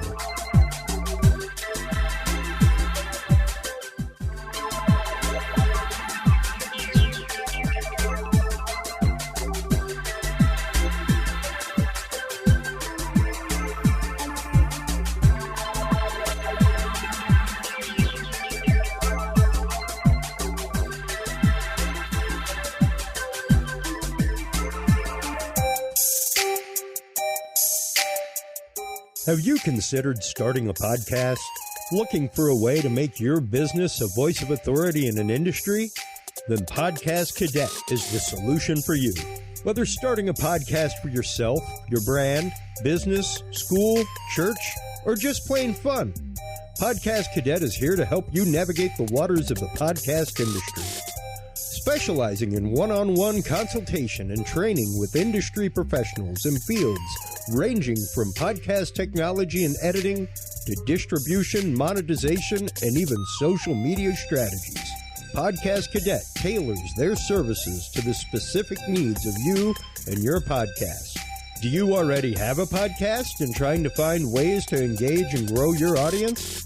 Sign up for your Podcast Cadet audit today and let us help you explore new and exciting ways to leverage your content and elevate your podcast brand to whole new levels. From consultational workshops to affordable podcast production and maintenance packages, Podcast Cadet is your one-stop shop for everything podcast related on the internet. Visit podcastcadet.com today to sign up for your consultation or training and use code CURIOUS20 to save 20% off your entire purchase. That website again is podcastcadet.com.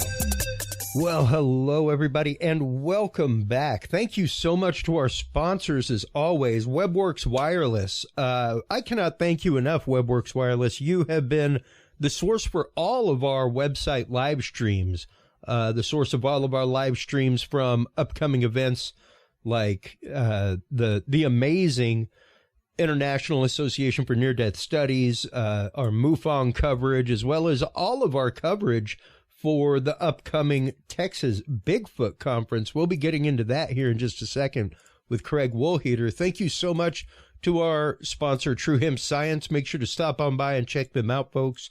They're the home for your best CBD products. I use them every day. TrueHempScience.com is the website. Curious7 is the code that you want to use to save 7% off your entire cart of $50 or more. And finally, the secret to everything, secrettoeverything.com, is the website of our amazing guest and friend, Dr. Kimberly McGeorge. She is your one source on the internet for alternative health, frequency healing, and consciousness expansion exercises. Secretofeverything.com is her website. Of course, while you are online checking all that out, make sure to check out CuriousRealm.com. That is where you can find all of the episodes. That's where you can find all of our live coverage from events like the amazing Bigfoot Conference 2022 coming to you from Jefferson, Texas, the actual Bigfoot capital of Texas. Welcome back to the show, Craig Woolheater. How are you? I'm doing good, Chris. How are you? Fantastic, man. I always love whenever we get a chance to chat. You are one of the most joyous individuals to sit back and just have a conversation with. And well, thank you, sir. Well, absolutely. I am excited for the upcoming Texas Bigfoot Conference. You have quite a few people coming out. Ken Gerhardt, Lyle Blackburn, Lauren Coleman, just to mention a few. We'll be getting into some of that. But you were actually the founder of Cryptomundo, which at one point was one of the most trafficked websites on the internet. I'm sure it is still a gem of a domain to own. But explain to everybody how it is that you came into the realm of cryptozoology, how you came into this as a passion, because it's not like you were a biological researcher or anything like that and came across this in your studies.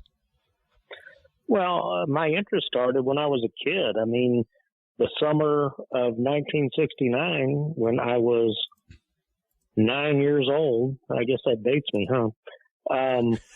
There was the curious case of the Lake Worth monster, not that far from downtown Fort Worth. That summer, there was a hair-covered bipedal creature that was seen by hundreds of people out there at Lake Worth. It's now a nature center and refuge owned by the city, but back then it was like, it was just like a lover's lane where the teenagers went out and drank beer and made out. And this 7-foot-tall, hair-covered creature was seen by hundreds of people off and on over the years. But that summer of 1969 it was seen by hundreds of people that summer, including law enforcement and people from all walks of life. And what did that do for you as a 10-year-old? Was it a point of fascination? Was it a point, did it start as a point of fear? Like almost, don't go near Lake Worth, things like that. What was it like to actively, because I mean, 10 years old is still like, you still got plenty of time in that stomping ground growing up, that's kind of a young age for something like that to happen, just old enough to remember it, but also just old enough to be on the cusp of rumors starting, legends starting, things like that. Right. I was interested in, the strange and unusual as a kid, UFOs and, stuff like that. And of course, dinosaurs and monsters, movie monsters and such. And I had a scrapbook with all of those things in it. And that story hit the front page of the Fort Worth Star-Telegram July 10th and July 11th of 1969 about this, hairy creature that was seen out at the lake. And, this was only, 10 days or so before we first landed on the moon.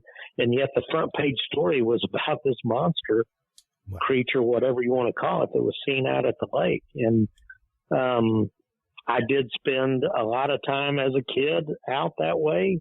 My grandparents had a 26-foot cabin cruiser out on the lake just up river from Lake Worth, Eagle Mountain Lake, that was basically just across a dam from Lake Worth. And, we would go out there and anchor out in the middle of the lake and spend the weekend out on the boat. And, I can remember after hearing these stories, thinking about, oh my God, the Lake Worth monster is going to come over here from across the dam, So it was a little bit of childhood fear, but it was a whole lot of fascination, with the strange and unknown and unusual.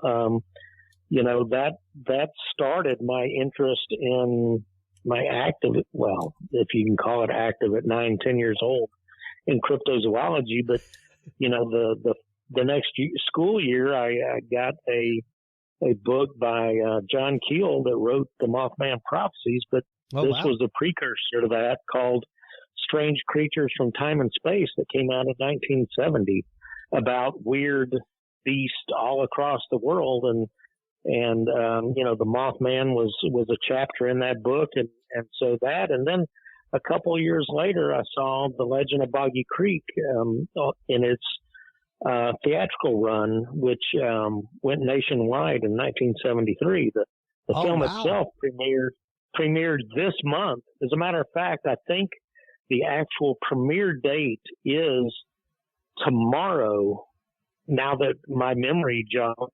At Legend of Boggy Creek opened in Texarkana, I believe it was on August 15th, 1972. But, this is the 50th anniversary of that film. Yep. I saw it the next year as a kid when it played in, where I lived in the Dallas area.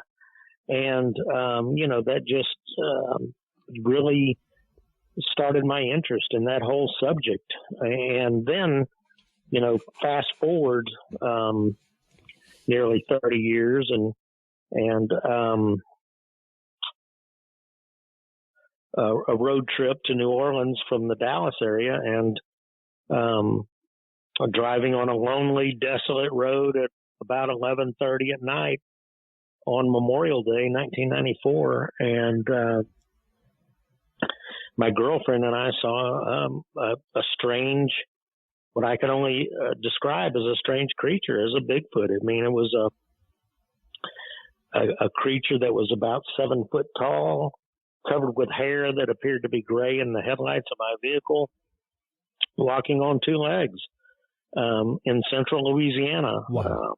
We saw it for probably, 7, 8 seconds in my headlight, no more than 20 feet off the side of the road. That's a long duration of a sighting, though, Craig. Well, yeah, most sightings of these creatures are, split second. I mean, yeah. So this thing, was actually moving. It was walking parallel to the road. It wasn't, it wasn't a burned out tree stump. It wasn't a hunter in a ghillie suit. It wasn't a horse or a cow that had gotten loose. I mean, it was something that was covered in hair and walking on two legs. And we both saw it. And when we passed it, we both looked at each other and said, "Did you just see what I just saw?" And agreed that we had. And, I said, "Well, we got to stop." And she wanted nothing to do with stopping. So we didn't. And, it's something strange that happened to me. But, this was still, people find it hard to believe, but still 3 years before I was on the internet. And, as soon as I got on the internet, I started looking for this, Bigfoot in Texas, Louisiana area and found not much information, but there were, message boards and forums and such, and found people that were interested in the subject and started talking to them and discussing my experience. And, myself and another gentleman started up a research organization based in Texas. I wasn't an outdoorsman or a hunter or anything, but, to try and get some answers as to what I had seen. Well, and the once again, an incredible sighting to know it was 8-9 seconds long. That is a long duration sighting. And when you began in this field and in this subculture of the paranormal, like you said, there was not a lot. It was still the time of very basic internet. Yeah. It wasn't the internet that we have now where it's like, go anywhere, do anything that you want. There were still bulletin boards. There were still places that you dialed into, right. Things like that. You were probably still hearing a connection tone. Oh yeah. This was your computer. This was dial-up modem days. Yeah. Yeah. And, once again, Cryptomundo was one of the most trafficked websites on the internet for quite a while. Yes, sir. Yeah, we started that project. It went live. Actually, coming up here real soon. This will be I think the first post was September 27th of 2005. So coming up on 22 years. Wow. Is that correct? Yeah, that is. No, 17 years. I'm getting ahead of myself. That's still incredible though. And yeah, like 2005, that was still the beginnings of a lot of what we know today as the internet. So yeah, it was pretty groundbreaking. I mean, blogs and such were very, very new at the time.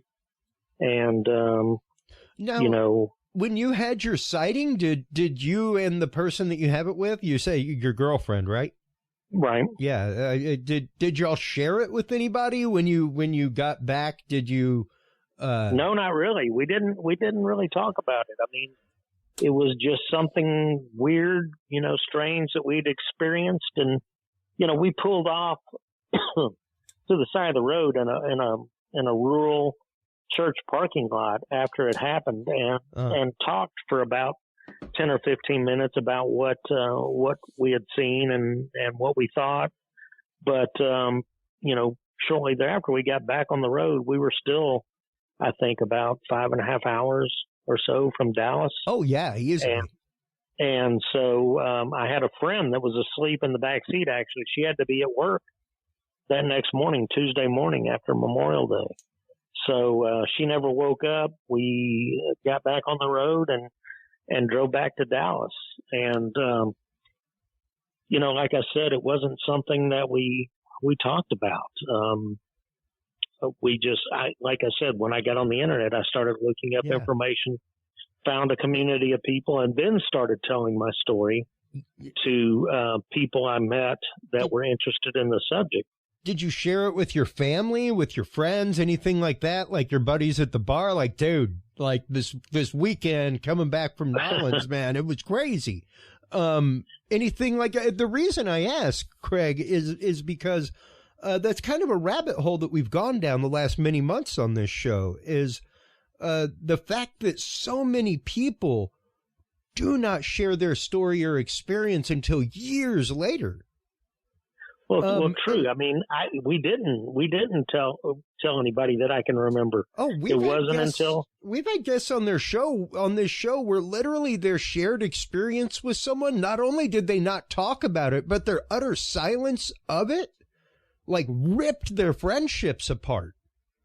Stuff like that. I've talked to probably 300 witnesses of Bigfoot witnesses over the years. And a good majority of them have never told anybody because, they've tried to tell people, coworkers, family, and were laughed at or called crazy or they just weren't believed. They could trust laughed. Right. And then they're like, if they're going to laugh, I ain't telling nobody. Right. They were ridiculed, and so they didn't. And I've talked to many people that, I was the first person that they ever talked to because they felt that, first of all, it was in confidence because we didn't share witness information with anybody, but somebody that would listen to their story and not openly ridicule them. I mean, I'm still very skeptical of, talking to anybody, but you have to be. But, you have to give them a blank slate to just tell their story and listen to what they have to say and not be openly judgmental anyway. Oh, yeah, absolutely. Because, I mean, I am a firm believer that we all have that moment in life, whether it's a paranormal one or not, that if you told somebody what actually happened, their eyebrow would raise and they go, oh, really? Yeah. Yeah. Well, and I get that somewhat, but, most people that I have dealings with, are not critical or ridicule. I mean, here in my adopted home of Jefferson, Texas, here where I've hosted Bigfoot events going back over 20 years. The Bigfoot capital of Texas, officially. It is the Bigfoot capital of Texas. There's a long history. Up on screen. Yes.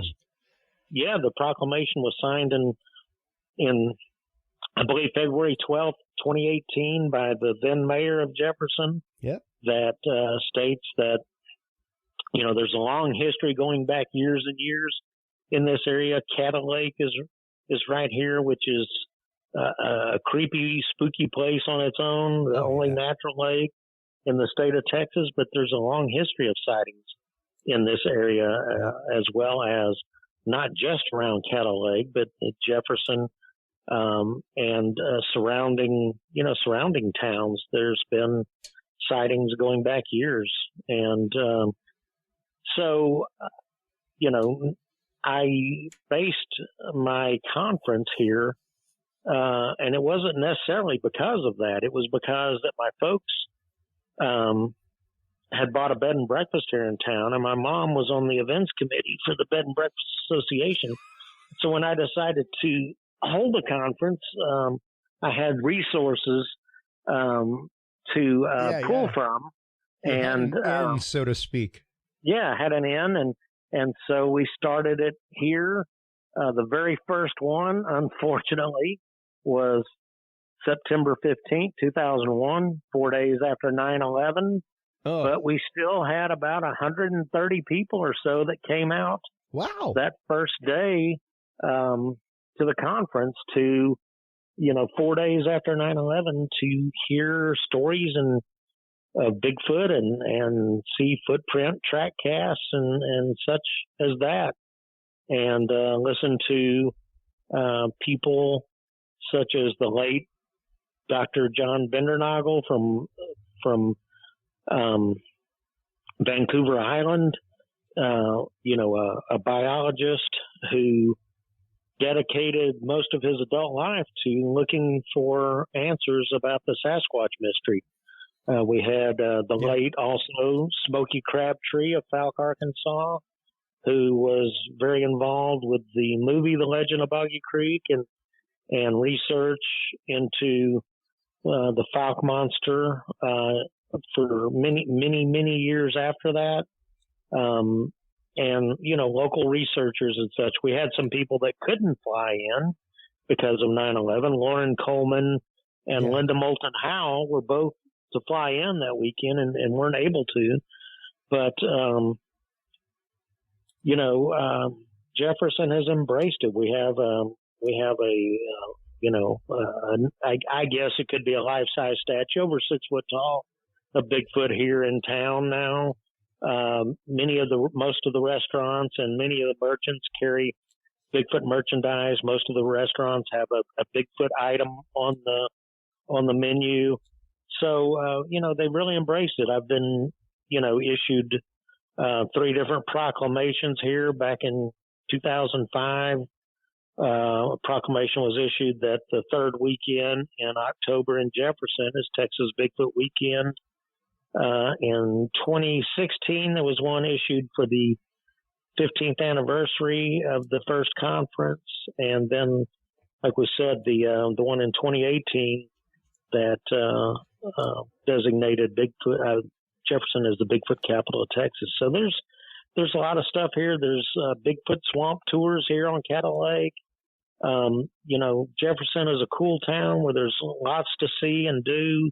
Antique stores and boutiques, as well as, bayou boat tours, and we even have a drive-through safari. No Bigfoots there yet, just other regular animals, but no Bigfoot in the drive-through safari as of yet. Well, and all joking aside there, now.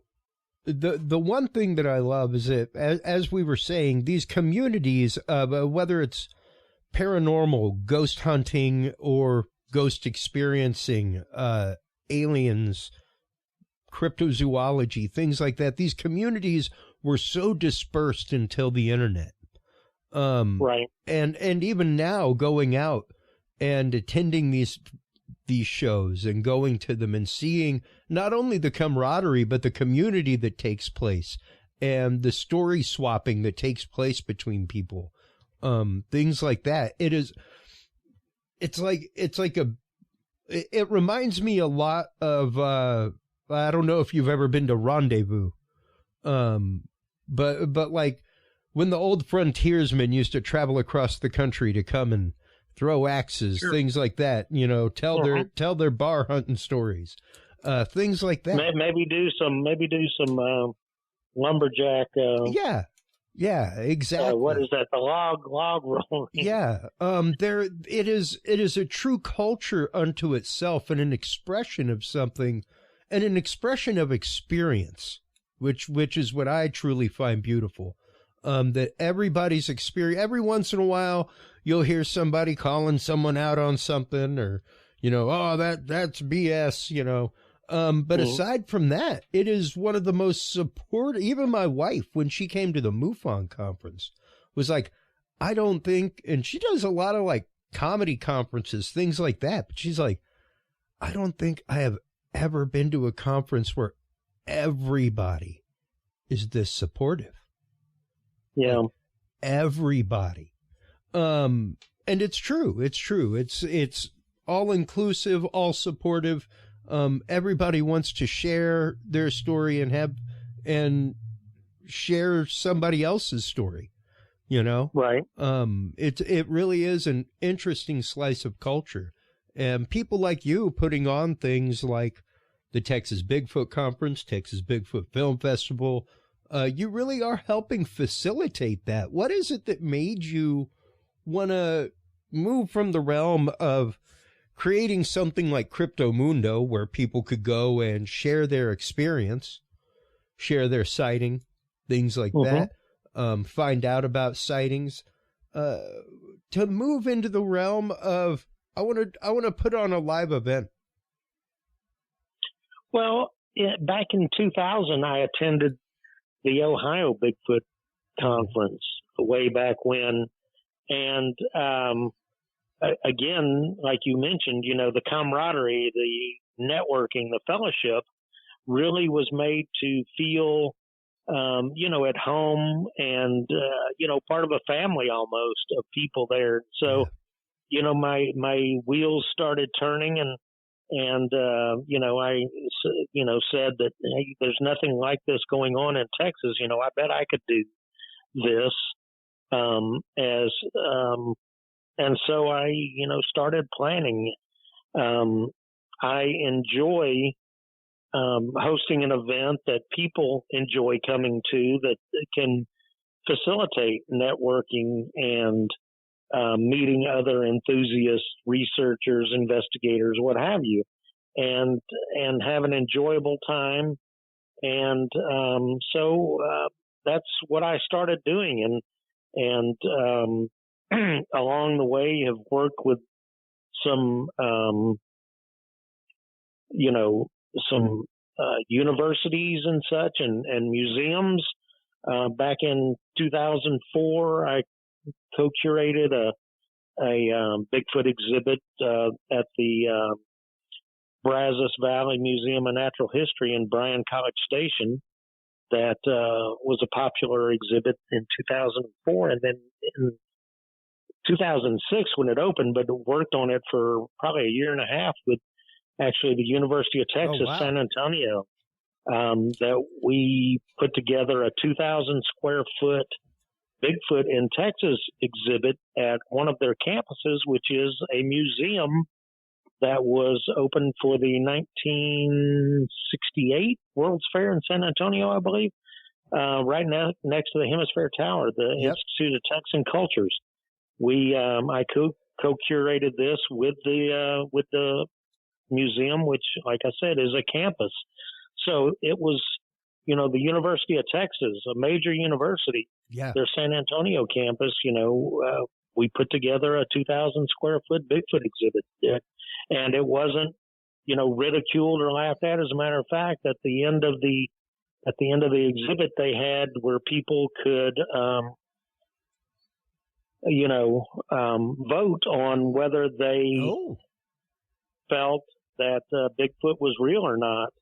And the yes votes outnumbered the no votes on the, for the length of the exhibit. It was open for nearly 6 months, and we did several half-day conferences where we brought in people from all over to speak at this thing. In 2006, brought Peter Byrne, who headed up the Tom Slick Yeti expeditions in the 50s, and then was here in California with the Sasquatch expeditions in the early 60s.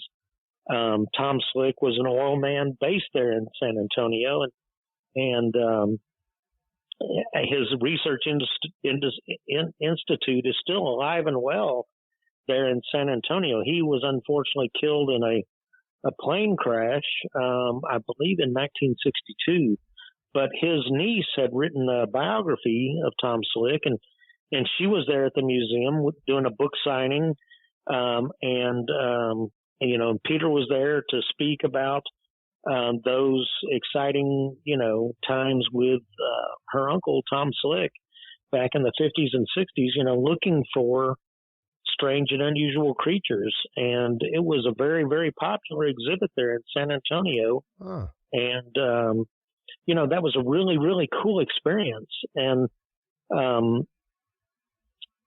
to have something that, that big on a public scale that the general public could come to and experience. Because it's not like you went out and rented a gallery space somewhere and put it up in like the back of a coffee shop or something like that. Like this was at the Natural Science Museum.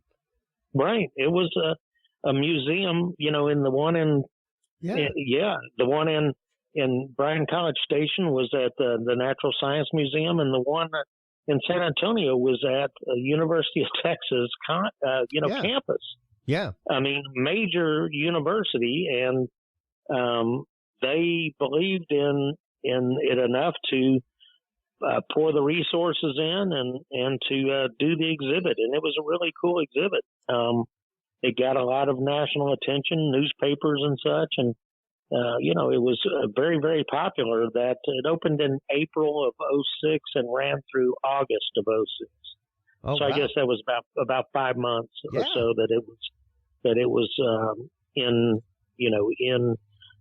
open there at the Institute of Texan Culture. That's typically as long as you'll get to see King Tut. Yeah.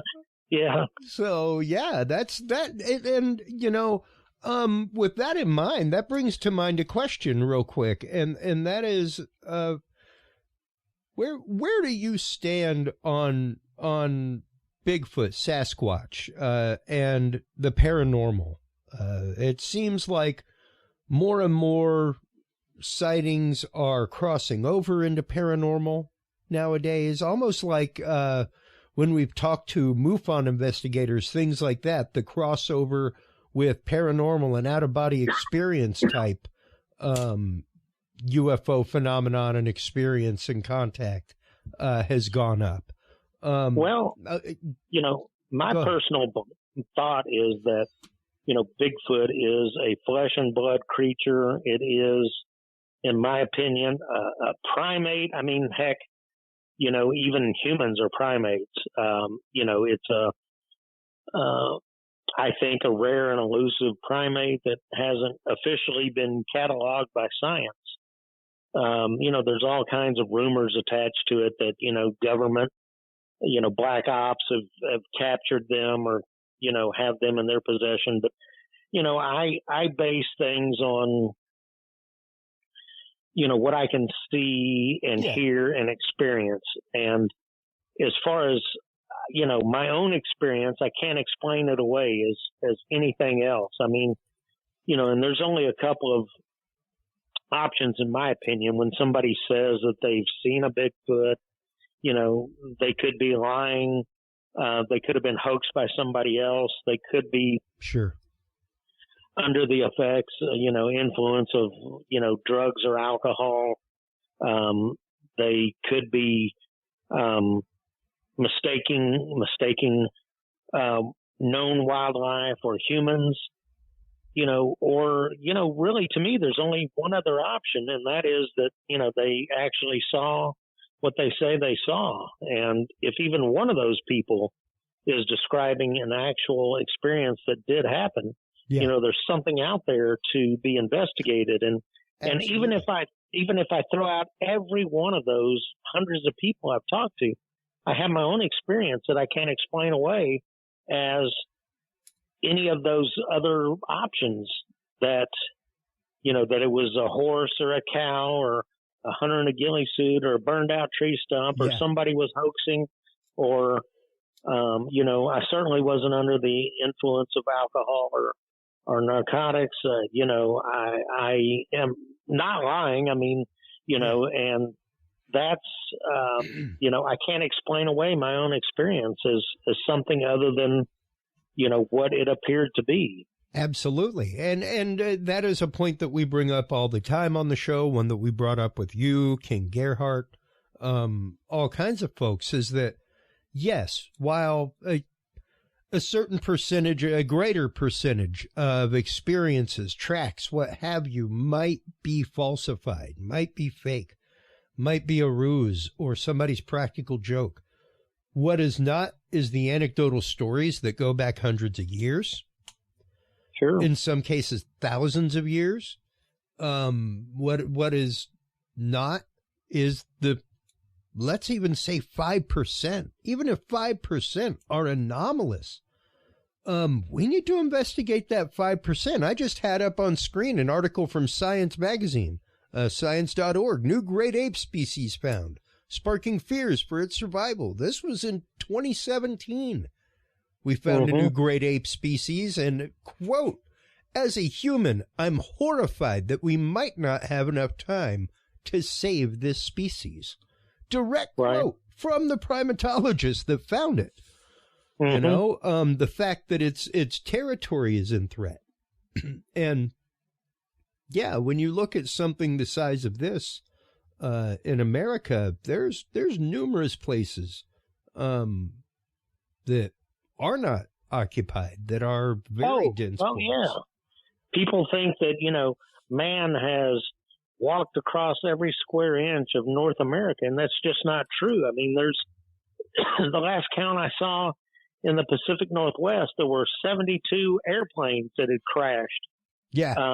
And their debris, the remains had not been found. And that's a large metallic object, a stationary object in the, the nearly, whatever you want to call it, rainforest or whatever of the Pacific Northwest, the redwoods and such. And well, it's interesting because there are, there's sightings in Pennsylvania. There are some in the Northeast, things like that. There are some in the Southeast, but most of them are Mississippi and West. And most of them are really upper West Coast. Right. And what's interesting, I'm about to bring it up because I can't talk about this and not bring it up. Here's the image from NASA.gov, y'all. This is updated every few years by NOAA, but here's the United States at night. This picture was taken 2012, so it's about 10 years old. That is the most recent one that NASA has up. But if you look, there's literally almost a bold line that goes right down the middle of the United States, almost dividing Texas in half, where the East Coast is all kinds of lights at night, and the West Coast is almost nothing. That's the developed land. That's major city areas, things like that. Oh. So, yeah, when you look at that and you see that, man, that's all undeveloped as of 10 years ago. Yeah. And that's literally almost half the United States that is undeveloped as far as major city goes. Sure. So, yeah, there's quite a bit of space. Like you're saying, there's 72 planes that are still missing up there, and those things have transponders, man. And they're metal and they're stationary. Yeah. I liken to, looking for Bigfoot to not be looking for a needle in a haystack, but looking for a moving needle in a whole field of hay. Yeah. It's, like I said, I started this organization to get answers to the questions I have. And I have more questions than ever now with not a lot of answers. But, it's been, organized Bigfoot research investigation for over 23 years now. And what a strange trip it's been. Oh, I'll bet. Because once again, to see literally a community grow, to see things go from the point of Legend of Boggy Creek being out in sparse theaters across America, to the fact of whole channels where 2/3 of their content is Bigfoot related on cable, travel network, things like that. All the regular Sasquatch hunter shows and that kind of stuff. Like it is out there. It's in the public eye. And once again, I think much like the UAP topic, the important thing is that it has started and spurred discussion. Yeah. Who would have thought when I was, a kid watching The Legend of Boggy Creek in the theater to, fast forward and, I'd be organizing and hosting a festival in celebration of that movie and the creature itself. It's just that was a great day. That was a fantastic event. Well, I'm glad you enjoyed it. It was a lot of fun having you there, and looking forward to next year. We've moved it up in the year to hopefully avoid the heat wave that we had this June and continuing into August here in Texas and Arkansas. Yeah, and to a bigger a bigger facility, the auditorium at the middle school as opposed to the community center. So those are some improvements that we have for next year's event. That's awesome. But I still have plenty of events between now and then. Absolutely. And let's talk about those for a minute, because the next one coming up is, of course, in October, and that is the Texas Bigfoot Conference there in Jefferson. Tickets more than affordable, folks, with some great names there. Adam Davies, Lauren Coleman, Lyle Blackburn, King Gerhardt, Shelley Covington, Montana, Sabilla Irwin.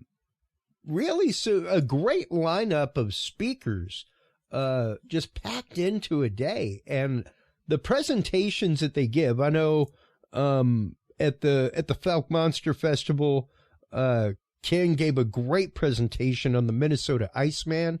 I need to contact him and have him on about that. Yeah, because that was a really, really cool presentation.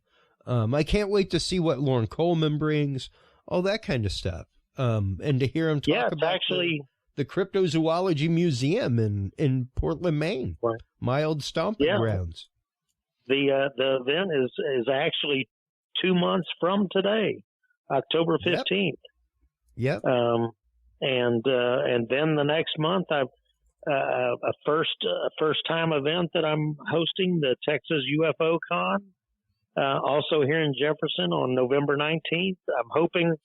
I'm hoping yep. to that people show up and dress up and make it nice and weird like most UFO conventions are. Right. With people dressing up and getting into the spirit, and then the following month we have the Bigfoot Film Festival in Marshall, where we're still lining up films for that and getting that event up online where people can register for that. So we've got those 3 events coming up, bam, bam, bam, 3 months in a row. That is incredible, man, to know that. And I mean, I've sponsored all of them, and they're all on my calendar, but I hadn't really gone through and looked and seen that yeah, they are literally just a month apart. That is an exciting 3 months of conference and programming and speakers and things like that. To know that you are out there really helping guide this community in that way and helping expand the community in Texas. Thank you for that. Well, thank you for, as you mentioned, being a sponsor of these events, attending these events, broadcasting live from these events, and behind the scenes, people may not know, assisting with audio, video, and all kinds of techno wizardry. Absolutely, man. It is what I live for, and I love nothing more than being able to help out events like what you're putting on, because once again, it is about bringing people together, bringing people's stories together. And that's what this show is about, is the conversation and being willing to have the conversation. And a lot of that is just letting somebody share their story unabashedly and unjudgmentally, and it really is great to see that. I think society is starting to open to these topics a little bit more. I think especially the opening of the UAP books, to an extent, at least the little peaks that we've gotten, have really kind of given a nod of the hat, so to speak, to other fields of research like Sasquatch and paranormal events, things like that. Yes, sir. Shows like Skinwalker Ranch, all that kind of stuff have shown, even Curse of Oak Island have shown that these things that have been part of legend and lore for years and years, hundreds of years, may not be based on madness. Yeah, and it certainly presents it to a broader spectrum of the general public. That builds their interest in this programming and such. Like I've always talked about, the Sasquatch programs, Finding Bigfoot, Yep. Expedition Bigfoot and such, that those aren't necessarily tailored to, Bigfoot investigators or researchers. Those are tailored to the general public, to the children, who still have a sense of mystery and, amazement, in them, as far as they haven't had, reality necessarily, or beat into their heads, and beat out the curious and wonderment that they have to be able to look at these subjects, through the eyes of a child that, doesn't have such, dead set agendas. I think that is a really important thing to bring up, because even my son, Craig, who just started kindergarten today as we pre-record this episode part, he comes to me and tells me things. He tells me about his friend Mouse, who talks to him, things like that. I don't discount anything that he tells me. I keep an open mind about it, because I've definitely had my experiences that changed me in life and spiritually changed me in life, so I think that the conversation is probably the most important thing, and being willing to accept evidence, being able to look at evidence in new lights and new ways. The one thing that I love is the Patterson-Gimlin film. It's a prime example of how, despite any new technology, video-wise, whatnot, that's come out, yet to be disproven. Yet to be proven a fake. Everybody that spends, there was $1 million at one point spent examining this piece of footage that, once again, is not, it's not like they got 3 minutes of footage, like the JFK, like the Zapruder film's longer. This year is the 55th anniversary of that film, from October 20th of 1967. So, we're going on nearly 55 years, and people still, there's some people that have an agenda and claim that it's been, proven a hoax or whatever, but it hasn't. It hasn't to this day. That, in my personal opinion, is that it's, a film of a live Sasquatch. I am of the same opinion. And that's going through the hard technical breakdowns of it and the anatomical breakdowns of it with the highest definition footage available. Right. Where they have showed muscle groups moving under skin, things like that. It's pretty incredible what they have been able to extract with modern technology, and being able to clean it up. So I don't discount the possibility. I am with you, Craig. I am much more of a believer that it is a natural creature. It is something that's there, whether or not it travels through portals or has control of other things or can control your mind. Even one guest that we had put forth the hypothesis of things like Sasquatch and things like abduction experience being used by demonic forces as a trope for acceptance. Because, of course, they're like vampires. They can't get in unless you open the window. Like you have to invite the experience. So one of those things of, I wish I'd see a Bigfoot, So there are so many hypotheses out there. And when it comes down to it, can we focus on some biological stuff here? Can we focus on the fact that we actively have real scientists and letters behind their names, folks, who are looking at strides and footprints and oil marks and things like that, going, there's something here. The new evidence, I don't know if you've seen Flash of Beauty, Bigfoot Revealed. Yes, as a matter of fact, that is a film that will be screened at the Bigfoot Film Festival in December here in East Texas. Would you like me to connect you with the guys that made it? Because I had them on the show. Oh, Brent, is it Brent or Brett? Brent. And Jill. Yeah. Brent and Jill. Yeah, I do know them and invited them, and they are coming to screen the film. Oh, nice! That's awesome. Awesome. So you'll get to meet them in person. I'll get to meet them in person. That's great. I can't wait. Yeah, because they were, he and Tobe were fantastic. They were great guests, and that, I've got goosebumps right now, just thinking about the film because it was beautifully done.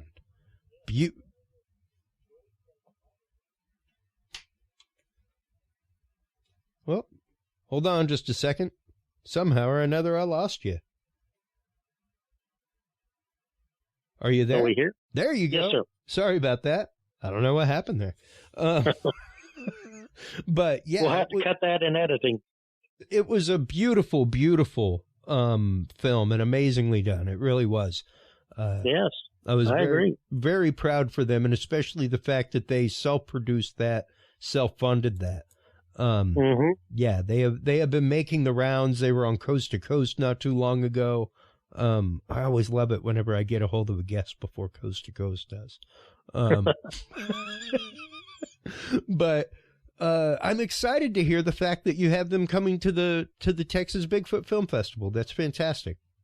Yes, sir. So like I said, you'll get to hang out with them and maybe tip a cold one with them. Oh, absolutely, man. And speaking of which, let's get into shameless self-promotion time before we let you go. I see that we're up against our typical time slot here with you, so I want to make sure that you can get on with things. But let's let everybody know where they can go to socially follow the Texas Bigfoot Conference, the Texas UFOCon, Falk Monster Festival, where they can go to buy tickets, all that kind of good stuff.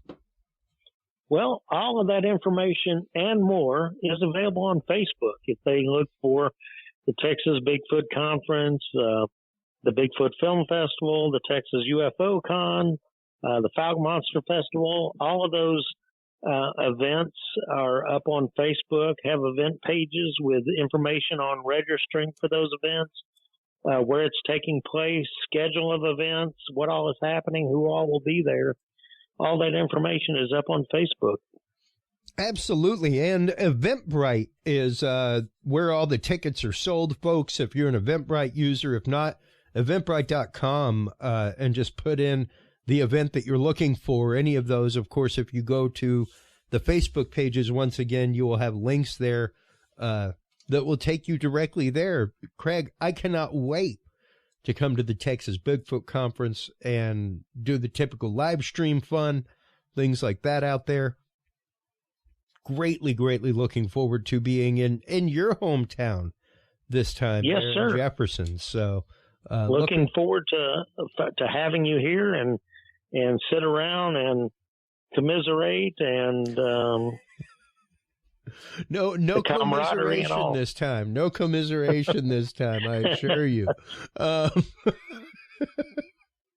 But in all sincerity, thank you for always coming on. Thank you for everything that you have done over literally the last many decades, from the founding of Cryptomundo to these festivals, Craig. It is because of people like you that communities are built, that these communities come together, and that people feel comfortable enough to be able to come together. So thank you for that. Okay, I appreciate that. And like I said, all the things that you do as well to publicize these events, to sponsor these events, and to, pitch in and with a helping hand if needed. So It's what it's all about. That's much appreciated as well. Absolutely. Well, hold the line real quick while I get shameless at the end of this episode, and I'll be right back with you. While you're online, everybody, checking out, of course, everything from Craig Woolheater and Cryptomundo.com, make sure to stop on by Curious Realm. Curious Realm is your home for all of the episodes. That is where you can follow us live. You can download our free app. Right there, curiousrealm.com/app. If you're an Android user, guess what? You don't even have to, go give your information to Google. All you do is click the picture, and it says app right there. Bam. See, if this were a mobile device, it would have installed. However, it just downloaded the APK, so I can sideload it onto any device or share it with a friend. Stop on by and check it out, curiousrealm.com. Until next time, everybody, take care of yourselves, take care of each other, and remember, stay curious. We'll talk to you soon. Bye-bye. Thank you for tuning into this episode of The Curious Realm. Stay tuned for more guests, forbidden topics, and hidden truths. Download the official Curious Realm app and view the Knowledge Vault on our website, curiousrealm.com. Follow us on social media by searching Curious Realm. Curious Realm is available on your favorite podcast services, as well as YouTube, Roku, Amazon Fire, and Apple TV through the APR TV app, available on all app markets. Curious Realm is a proud member of the HC Universal Network family of podcasts. For more great content or to become a sponsor of Curious Realm or other podcasts, visit hcuniversalnetwork.com today. Thanks for listening. Stay curious. And remember, the other side is always watching.